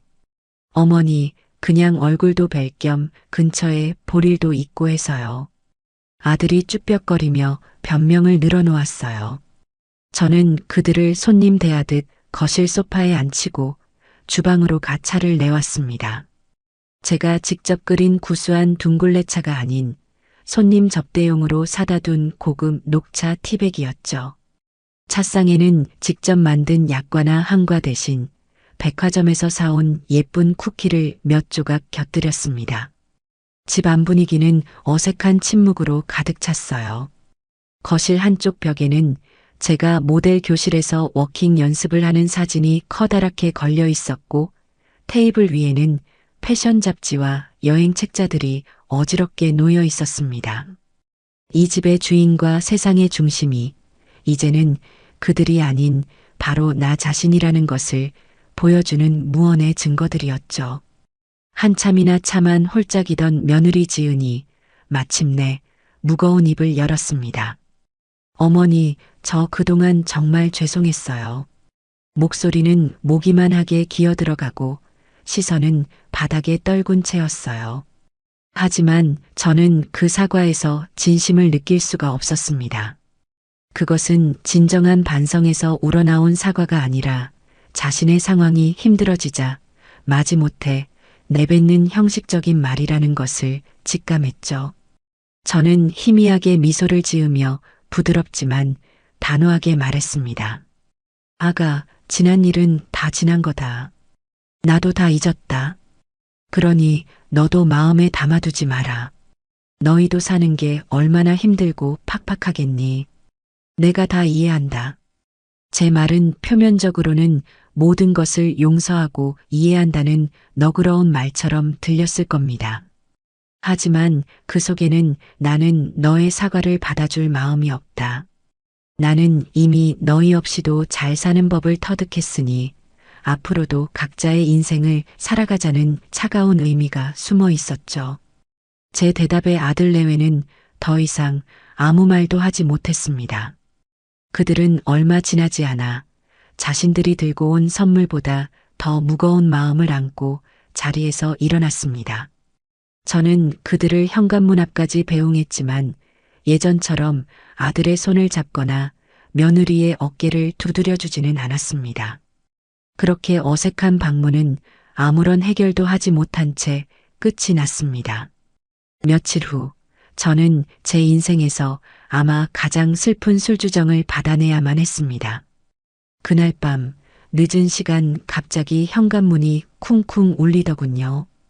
이 시간에 찾아올 사람이 없는데 누구일까 싶어 조심스럽게 문을 열었더니 그곳에는 금방이라도 쓰러질 것처럼 비틀거리는 아들 준호가 서 있었습니다. 아들의 몸에서는 역한 술 냄새가 진동했고 넥타이는 비뚤어져 있었으며 얼굴은 눈물과 콧물로 범벅이 되어 있었죠. 저는 너무 놀라 아무 말도 못하고 아들을 부축해 집 안으로 들였습니다. 아들은 거실 소파에 주저앉자마자 어린 아이처럼 목 놓아 울기 시작했습니다. 어머니, 흐흑 어머니, 제가 다 잘못했어요. 준호야, 왜 그러냐? 무슨 일이야? 일단 물부터 한 잔 마시고. 아니에요, 제가 죄인입니다. 제가 천하의 불효자식입니다. 아내와 어머니 사이에서 제가 제대로 처신을 못했어요. 제가 너무 비겁했습니다. 아들은 제 손을 붙잡고 통곡하며 지난 몇 달간 있었던 일들을 두서없이 쏟아내기 시작했습니다. 제가 돌아간 날부터 시작된 아내와의 미묘한 갈등, 저의 변화에 대한 당혹감, 반찬을 부탁했다, 거절당했을 때의 서운함, 그리고 돈 문제로 제게 손을 벌려야만 했던 자신의 비참함까지. 아들은 그 모든 감정의 소용돌이 속에서 자신이 얼마나 어리석고 나약한 아들이자 남편이었는지를 절절하게 고백했습니다. 저는 아무 말 없이 아들의 등을 가만히 쓸어주었습니다. 아들의 울음이 조금 잦아들었을 때 저는 조용히 물었습니다. 그래, 내 마음이 그토록 힘들었구나. 그런데 아가, 지은이는 왜 그렇게까지 해야만 했을까? 나는 그게 아직도 잘 이해가 가지 않는구나. 제 질문에 아들은 고개를 숙인 채 아주 오랫동안 망설였습니다. 그리고는 아주 어렵게 아내의 깊은 상처에 대한 이야기를 꺼내기 시작했어요. 우리가 알던 며느리 김지은이 아닌 김지은이라는 한 여자의 아픈 성장 과정에 대한 이야기였죠. 지은의 부모님, 그러니까 제 사돈댁 어른들은 두 분 모두 교육자 출신으로 아주 엄격하고 냉정한 분들이셨다고 합니다. 그분들에게 자식은 사랑을 주는 대상이라기보다는 잘 만들어내야 하는 일종의 결과물 같은 존재였대요. 지은은 어린 시절부터 단 한 번도 따뜻한 칭찬이나 격려를 받아본 적이 없었다고 합니다. 시험에서 100점을 맞았을 때만 잘했다는 무미건조한 말을 들었고 그 외에는 늘 이것밖에 못하니? 더 노력해야지 같은 채찍질만 당하며 자랐다는군요. 그 집에서 사랑은 언제나 조건부였고 지은은 부모의 기대를 충족시켜야만 자신의 존재 가치를 인정받을 수 있는 아이였습니다. 그런 환경에서 자란 지은은 감정을 표현하거나 자신의 약한 모습을 드러내거나 누군가에게 도움을 청하는 방법을 전혀 배우지 못했던 겁니다. 그녀에게 도움 요청은 곧 자신의 무능함을 인정하는 굴욕적인 행위였던 거죠. 결혼 후 그녀는 완벽한 아내, 완벽한 며느리, 완벽한 엄마가 되어야 한다는 강박에 시달렸습니다. 특히 저처럼 모든 것을 살뜰하게 챙기는 시어머니의 존재는 그녀에게 커다란 존경의 대상인 동시에 넘을 수 없는 벽처럼 느껴졌다고 해요. 제가 베푸는 호의와 정성을 고맙게 받으면서도 한편으로는 나는 왜 저렇게 못할까 하는 자괴감과 열등감에 시달렸다는 겁니다. 그날 제가 예고 없이 찾아왔을 때 그녀는 마침 회사에서 큰 실수를 저질러 심하게 질책을 받고 온 날이었다고 해요. 집은 엉망이고 아이는 말을 듣지 않고 모든 것이 엉망진창인 자신의 초라한 현실을 완벽한 시어머니에게 들키고 싶지 않았던 마음. 그리고 그 모든 것을 위로받고 싶었지만 차마 어머니, 저 너무 힘들어요. 라는 말을 꺼낼 용기가 없었던 어리석음. 그 모든 감정이 뒤섞여 결국 저를 밀어내는 아주 잘못된 방식으로 표출되고 말았던 겁니다. 아들은 아내의 그런 깊은 속내를 헤아려 주지 못하고 그저 이기적이라고만 몰아세웠던 자신의 잘못을 통감하며 또다시 눈물을 쏟았습니다. 아들의 긴 고백을 듣고 나니 제 마음속에서 들끓던 분노와 서운함이 눈 녹듯 스르르 녹아내리는 기분이었습니다. 그리고 그 자리에는 며느리에 대한 안쓰러움과 연민이 차오르기 시작했어요. 사랑받는 법을 배우지 못해 사랑을 주는 법도 서툴렀던 그 아이의 서툰 삶이 너무나 가엽게 느껴졌습니다. 저는 눈물로 엉망이 된 아들의 얼굴을 닦아주며 말했습니다. 그래, 그런 깊은 사정이 있었구나. 아가도 참 힘들게 살아왔구나. 제 위로에 아들은 고개를 끄덕이며 용서를 구했습니다. 어머니, 죄송해요. 지은이를 용서해 주세요. 저는 아들의 등을 토닥여주며 아주 단호하지만 따뜻한 목소리로 말했습니다. 준호야, 내 아내의 상처가 깊다는 것은 이제 알겠다. 그리고 그 아이가 얼마나 힘들었을지도 이해가 되는구나. 하지만 아들아, 이것 하나만은 분명히 해야 한다.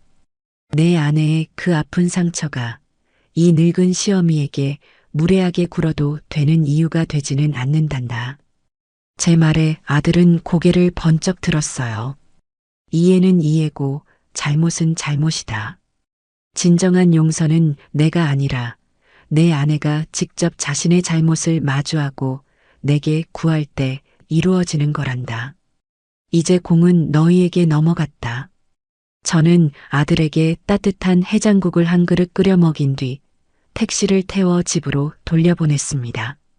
그날 밤 저는 아주 오랫동안 잠을 이루지 못하고 며느리 지은의 아팠을 어린 시절을 생각하며 뒤척였습니다. 아들이 다녀간 후 며칠 동안 제 마음은 잔잔한 호수에 돌을 던진 것처럼 내내 파문이 일었습니다.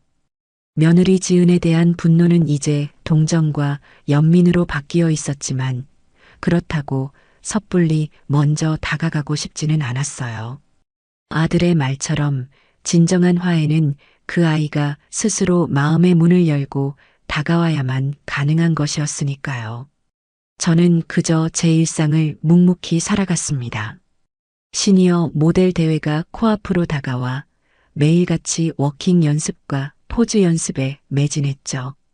언니 무슨 생각 그렇게 해? 연습에 통 집중을 못하네. 연습실 거울 앞에서 멍하니 서 있는 제게 숙자 씨가 다가와 물었습니다. 저는 그간 있었던 일을 친구들에게 모두 털어놓았어요. 제 이야기를 다 들은 숙자 씨는 여전히 분이 안 풀린다는 듯 씩씩거렸습니다. 아이고, 딱하기도 하지.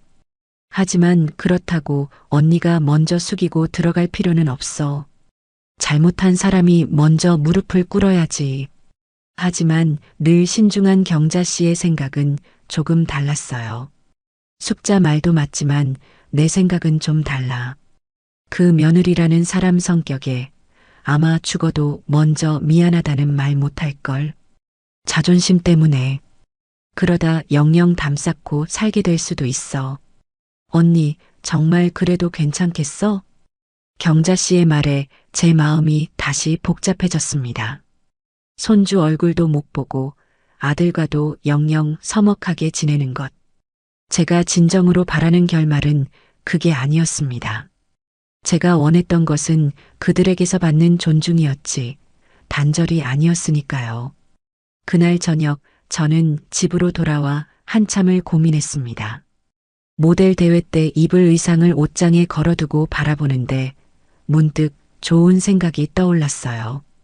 이것이야말로 제 자존심을 지키면서도 며느리에게 자연스럽게 다가갈 수 있는 가장 좋은 방법이라는 확신이 들었죠. 저는 큰 용기를 내어 몇 달 만에 처음으로 제 손으로 직접 며느리의 전화번호를 눌렀습니다. 길고 긴 통화 연결음이 제 심장을 조여왔어요.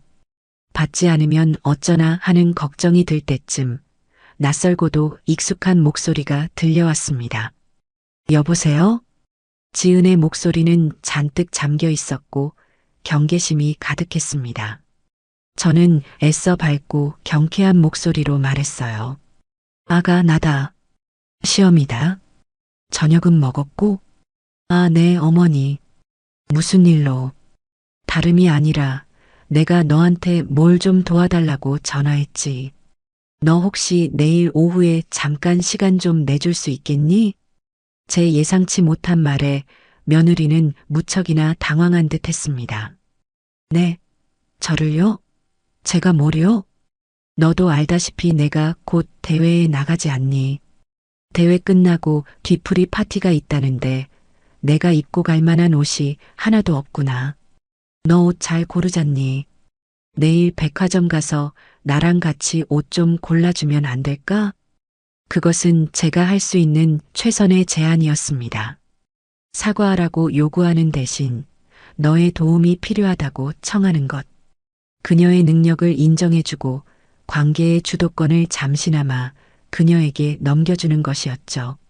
며느리는 한참 동안 아무 말이 없었습니다. 그리고는 아주 작은 목소리로 네, 어머니. 알겠습니다. 내일 어디서 뵐까요? 라고 대답했습니다. 다음 날 약속 장소인 백화점 앞에서 만난 며느리는 무척이나 수척해 보였습니다. 우리는 어색한 인사를 나누고 곧장 여성복 매장으로 향했어요. 처음에는 서먹한 침묵만이 우리 사이에 흘렀습니다. 우리는 옷에 대한 이야기만 나눴죠. 어머니, 이 색깔은 어떠세요? 어머니 얼굴에 잘 받으실 것 같은데. 그래, 좀 너무 화려하지 않을까?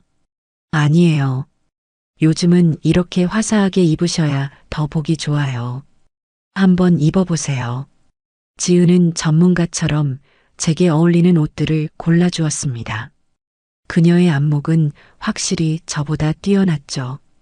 탈의실에서 그녀가 골라준 짙은 남색의 원피스를 입고 나왔을 때 지은은 저를 보며 처음으로 희미하게 미소를 지었습니다. 어머니, 정말 잘 어울리세요. 꼭 맞춘 옷 같아요. 그 미소에 우리 사이를 가로막고 있던 얼음벽에 작은 금이 가기 시작하는 것을 느꼈습니다. 옷을 사고 난 뒤 저는 며느리를 백화점 꼭대기에 있는 카페로 데려갔습니다. 향긋한 커피 향이 감도는 창가 자리에 마주 앉자 어색한 침묵이 다시 찾아왔어요.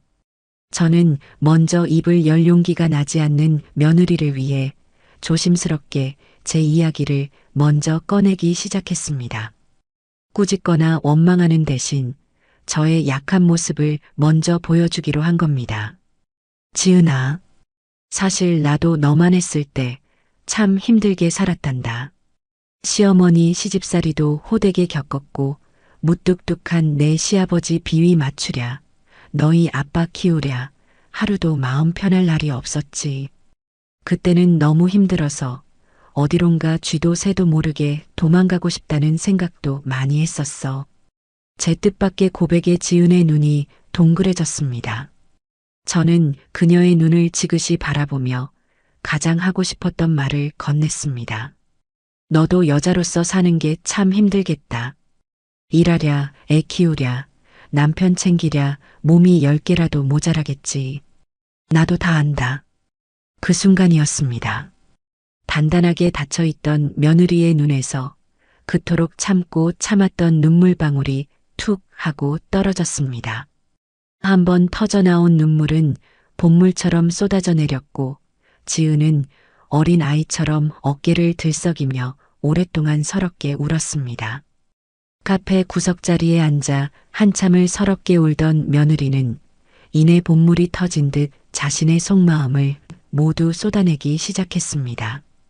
그것은 변명이나 합리화가 아닌 한없이 작아진 자기 자신에 대한 처절한 고백이었어요.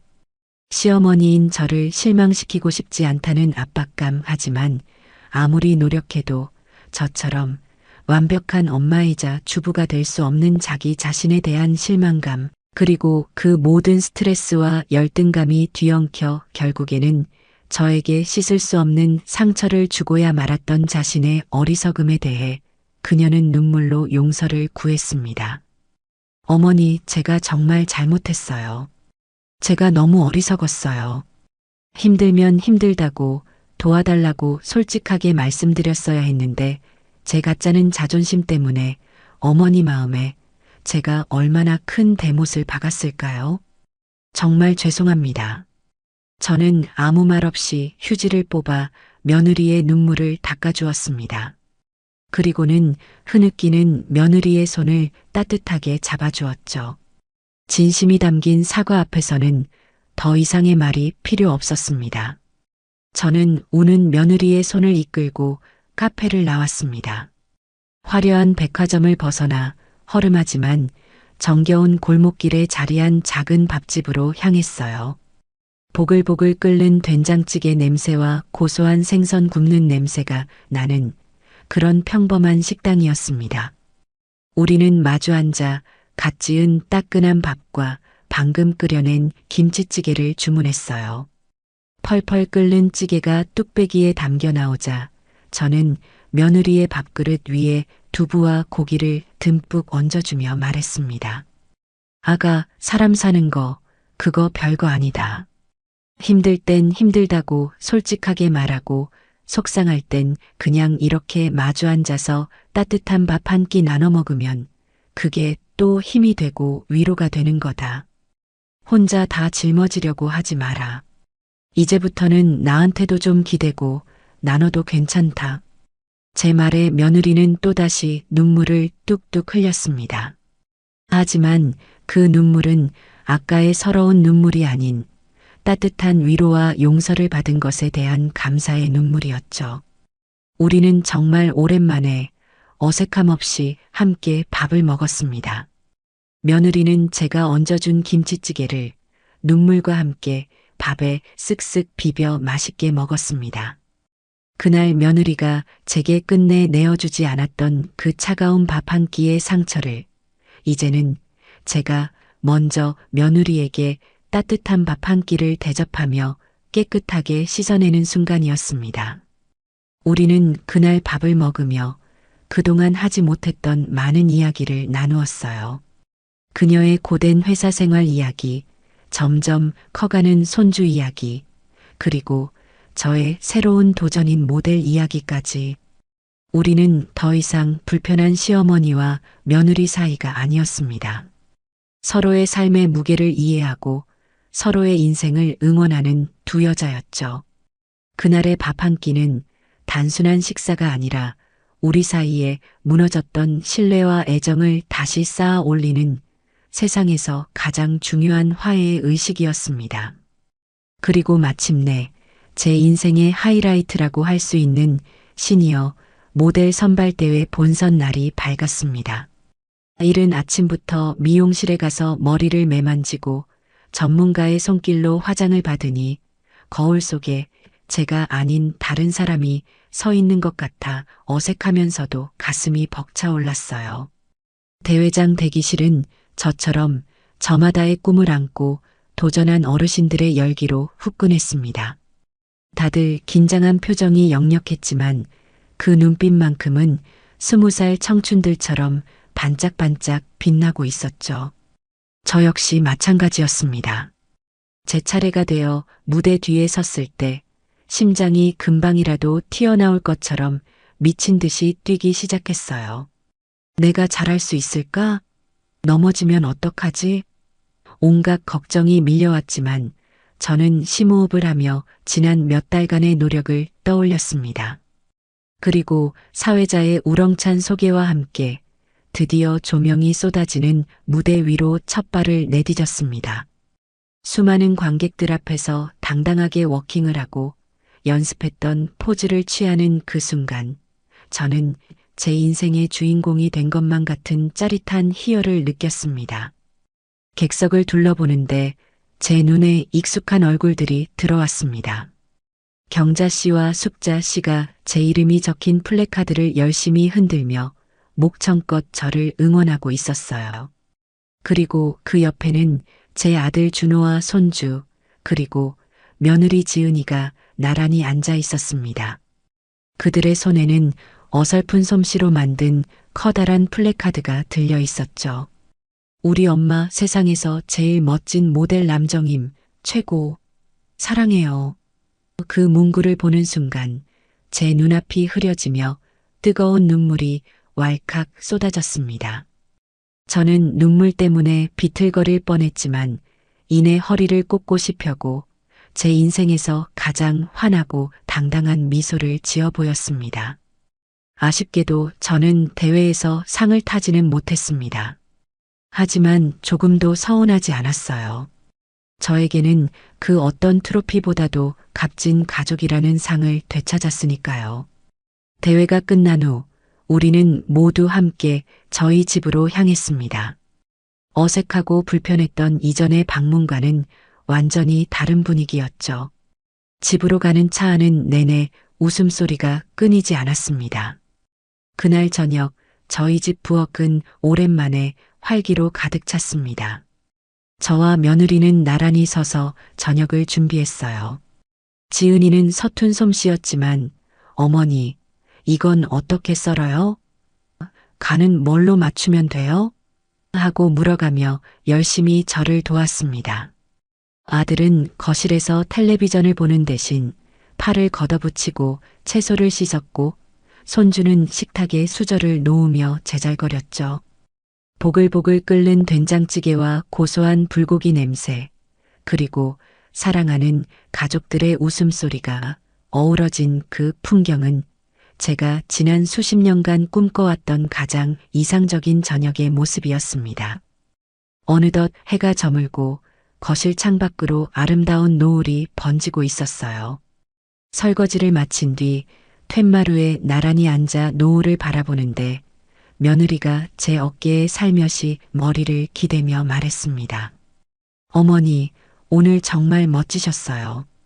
세상에서 제일 아름다우셨어요.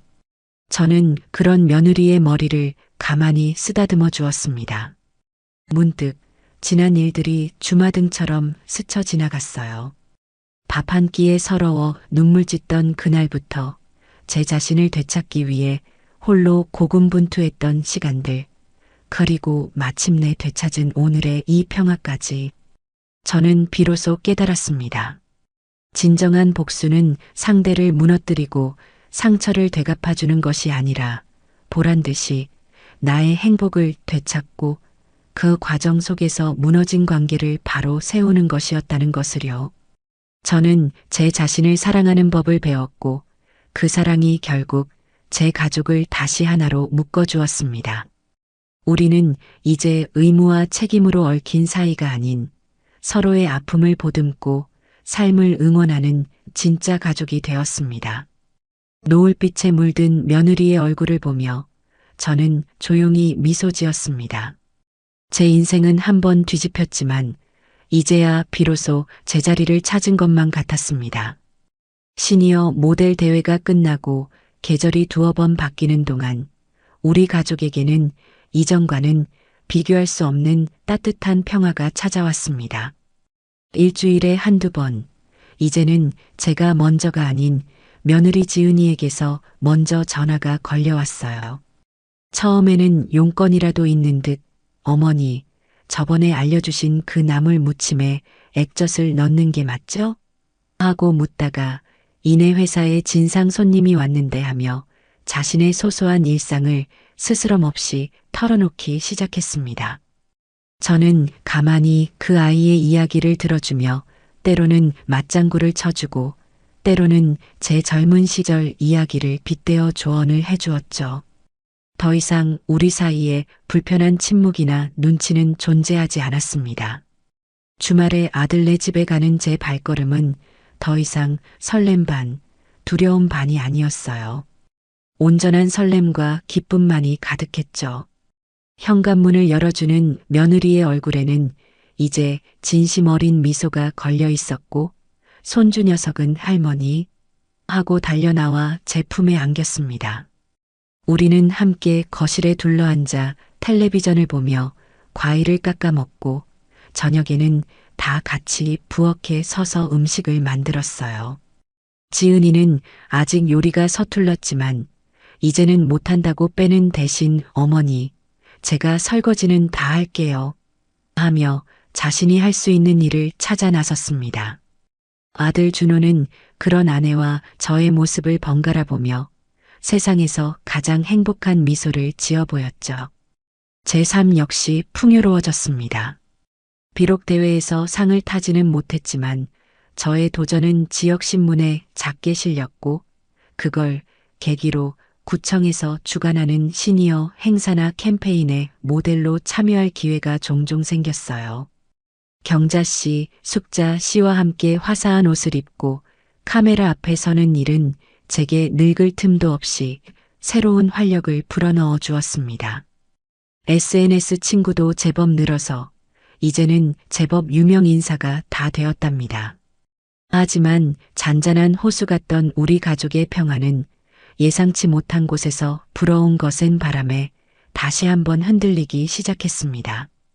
바로 제 사돈댁, 그러니까 지은이의 친정 부모님 문제였죠. 어느 날 저녁 지은이가 무겁게 가라앉은 목소리로 제게 전화를 걸어왔습니다. 어머니, 저 어떡하죠? 아빠 칠순 잔치 때문에 엄마한테서 전화가 왔는데. 저는 대수롭지 않게 그래. 좋은 일인데 왜 그렇게 기운이 없어? 하고 물었습니다. 하지만 이어지는 며느리의 말에 저는 일이 보통 심각한 게 아니라는 것을 직감했습니다. 지은이의 친정어머니, 그러니까 안사 부인은 당신 남편의 칠순 잔치를 그저 조촐한 가족 식사로 끝낼 생각이 전혀 없으셨던 겁니다. 당신 남편이 평생을 교직에 몸담아 명예롭게 정년퇴임한 것을 온 세상에 과시라도 하듯 서울에서 가장 비싼 호텔의 연회장을 통째로 빌려 성대한 잔치를 열어야겠다고 선언하셨다는군요. 문제는 그 다음이었습니다. 호텔 대관료부터 시작해서 하객들에게 대접할 식사, 답례품, 그리고 당신들이 입을 고가의 한복까지 그 모든 비용을 오롯이 딸인 지은이와 사위인 준호가 감당해야 한다고 못을 박으셨다는 겁니다. 아니, 요즘 세상에 그런 경우가 어디 있니? 저도 모르게 기가 막혀 묻자 지은이는 힘없이 웃으며 말했습니다. 저희 엄마는 원래 그런 분이세요. 아빠 체면, 당신 체면이 세상에서 제일 중요한 분이시거든요. 제가 어릴 때부터 늘 그랬어요. 우리는 남들에게 부끄럽지 않게 살아야 한다고요. 그뿐만이 아니었습니다. 안사 부인은 하객으로 올 남편의 옛 동료들과 제자들 앞에서 딸과 사위가 얼마나 잘났는지를 보여줘야 한다며 준호에게는 장인어른을 위해 최고급 외제차를 선물할 것을, 지은에게는 자신을 위해 명품 가방을 사줄 것을 은근히 요구하기까지 했다는군요. 전화를 끊고 나서 저는 한동안 아무 말도 할 수가 없었습니다. 아들 내외가 이제 겨우 대출 이자의 압박에서 벗어나 한숨 돌리나 싶었는데 이게 또 무슨 날벼락 같은 소리란 말입니까? 제 마음속에서는 사돈댁에 대한 분노가 부글부글 끓어올랐습니다. 하지만 그보다 더 걱정되는 것은 며느리 지은이의 상태였어요. 전화기 너머로 들려오던 그 아이의 목소리에는 과거의 상처가 되살아난 듯한 깊은 절망과 무력감이 배어 있었습니다. 예전의 지은이었다면 아마 이 모든 압박감을 혼자 짊어지고 끙끙 앓다가 결국에는 남편에게 짜증을 내고 우리 가족 모두를 밀어냈을 겁니다. 과연 지금의 지은이는 이 위기를 어떻게 헤쳐나갈까? 저는 조용히 그 아이를 믿고 기다려보기로 했습니다. 그날 밤 지은은 잠을 한숨도 자지 못했습니다. 어머니의 전화를 받고 난 후부터 과거의 악몽이 되살아나 그녀를 괴롭혔어요. 부모님의 기대에 부응하기 위해 늘 전전긍긍해야 했던 어린 시절. 단 한 번의 실수도 용납하지 않았던 그 엄격한 분위기 속에서 그녀는 늘 숨이 막혔습니다. 결혼을 하고 독립을 하면 그 굴레에서 벗어날 수 있을 줄 알았는데 아니었습니다. 부모님은 여전히 그녀의 삶을 멀리서 조종하고 평가하고 있었죠. 여보, 표정이 왜 그래? 아까 장모님 전화 받고 나서부터 계속 안 좋네. 남편 준호가 걱정스럽게 물었을 때 지은의 입에서는 자기도 모르게 가시 돋친 말이 튀어나갈 뻔했습니다. 당신이 뭘 알아? 다 돈 문제야. 하지만 그녀는 입술을 꾹 깨물었어요. 그리고는 심호흡을 한 번 한 뒤 용기를 내어 남편에게 모든 것을 털어놓았습니다. 부모님의 무리한 요구와 그 요구를 거절하지 못하고 또다시 착한 딸이 되어야 한다는 압박감에 시달리는 자신의 비참한 심정까지도요. 예전 같았으면 상상도 못할 일이었죠. 남편은 아내의 이야기를 묵묵히 들어주었습니다. 그리고는 아내의 손을 따뜻하게 잡아주며 말했어요. 당신 혼자 너무 애쓰지 마. 어떻게 당신 부모님 일이 당신 혼자만의 일이야. 나랑 그리고 우리 어머니랑 다 같이 상의해서 해결하자. 응? 어머니께 이 말씀을 어떻게 드려? 죄송해서. 죄송하긴 뭐가 죄송해. 이제 우리는 한 팀이잖아. 어머니께서도 분명히 좋은 방법을 찾아주실 거야. 내가 내일 당장 어머니께 연락해서 주말에 찾아뵙자고 말씀드릴게. 남편의 그 든든한 말에 지은은 그만 와락 눈물을 쏟고 말았습니다. 혼자가 아니라는 사실, 기댈 수 있는 가족이 있다는 사실이 그녀에게는 세상 가장 큰 위로가 되었습니다. 주말이 되자 아들 내외가 무거운 표정으로 저를 찾아왔습니다. 저는 이미 모든 것을 짐작하고 있었기에 아무것도 묻지 않고 두 사람을 따뜻한 아랫목으로 이끌었어요. 지은이는 제 앞에 앉아 고개도 들지 못한 채 아주 어렵게 입을 열었습니다.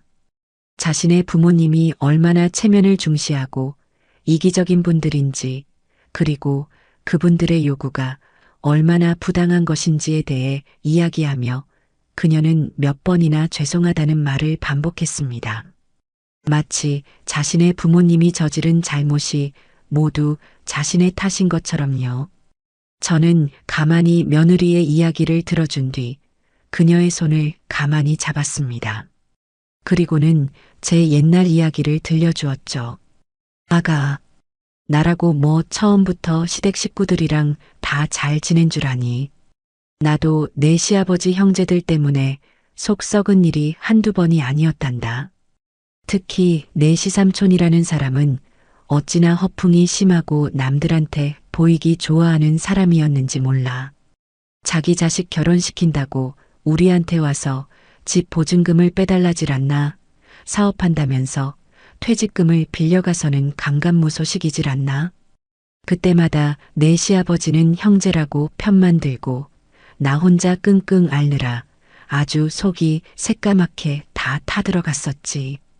제 이야기에 아들 내외는 눈을 동그랗게 뜨고 저를 쳐다보았어요.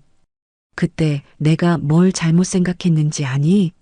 그건 시삼촌과 나의 문제가 아니라 우리 부부의 문제고 우리 가족의 문제였는데 나 혼자서만 그걸 다 끌어안고 해결하려고 했다는 거야. 그러니 병이 날 수밖에. 내가 그때 내 시아버지 손을 붙잡고 여보, 이건 나 혼자 감당 못하겠으니 우리 함께 해결합시다 라고 말했다면 아마 그렇게까지 마음고생은 안 했을 거다. 저는 지은이의 눈을 똑바로 바라보며 말했습니다. 아가, 이제 이건 너 혼자의 짐이 아니야. 내 부모님 일이라고 해서 내가 다 책임지고 우리에게 미안해할 필요도 없어. 이제부터는 우리 가족 모두의 일이다. 알겠니? 제 말에 지은이는 또다시 눈시울을 붉혔습니다. 우리는 그날 오후 내내 머리를 맞대고 사돈어른 칠순 잔치 대책회의를 열었어요. 저는 무조건 안 된다고 버티는 대신 현실적인 대안을 제시했습니다. 호텔 잔치가 정소원이라면 하객 수를 줄여서 소규모로 진행하고 비용을 아끼는 방법을 알아보자. 그리고 선물은 너희 아빠가 평생을 책만 보고 사신 분인데 번쩍이는 외제차보다 더 의미 있는 선물이 있지 않겠니? 예를 들면 제자들이나 가족들이 쓴 편지를 모아 책으로 엮어드린다거나 하는 식으로 말이다. 너희 엄마 명품 가방은 이번에는 어렵다고 솔직하게 말씀드리고 대신 우리가 돈을 모아 여행을 보내드리는 건 어떻겠니? 제 아이디어에 지은이의 얼굴이 조금씩 밝아지기 시작했습니다. 또한 저는 잔치 때 사돈댁 어른들께 드릴 이바지 음식은 제가 책임지고 도맡아 하겠다고 제안했어요. 아무리 호텔 음식이 좋아도 가족들끼리 나눠 먹는 음식은 또 달라야지.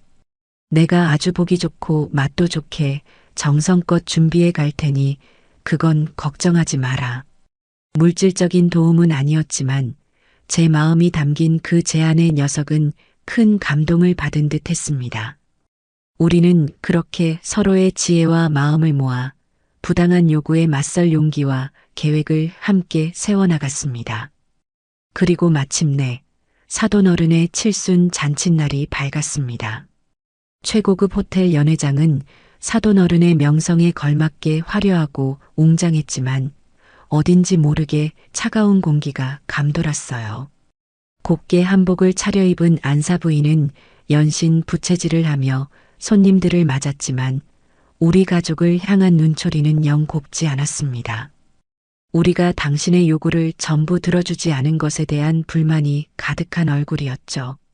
제가 정성껏 준비해간 이바지 음식을 보더니 사부인은 요새 시간이 많으신가 봐요. 이런 걸 다 손수하시고 요즘은 그냥 백화점에서 맞추는 게 더 깔끔하고 좋은데 라며 비꼬듯 말하는 것도 잊지 않았습니다. 제 옆에 서 있던 지은이의 얼굴이 순간 굳어지는 것을 보았지만 저는 그저 웃어넘겼습니다.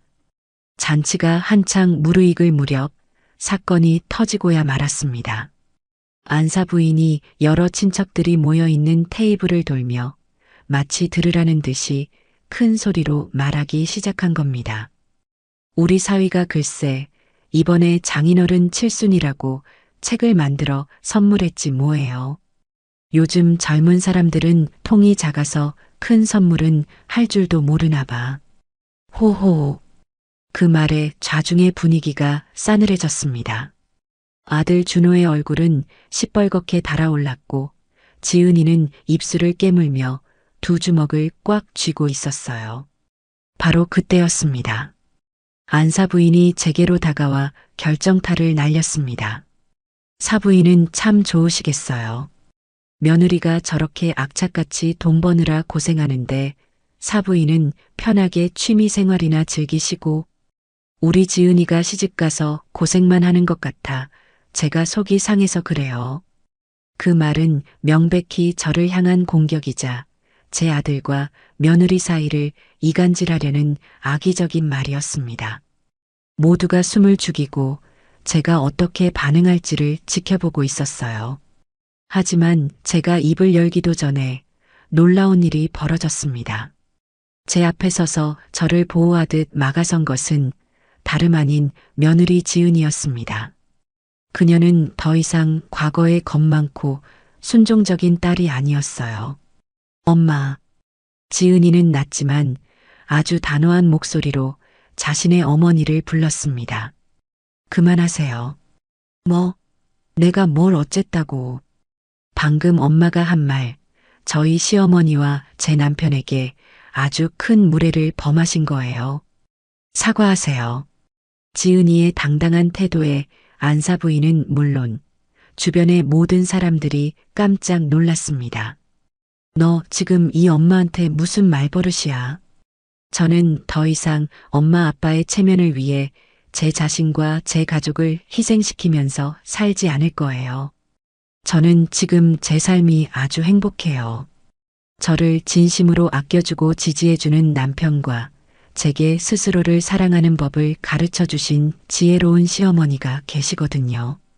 그리고 제 남편이 아빠께 드린 선물은 돈으로 살 수 없는 세상 가장 귀한 선물이라고 생각해요.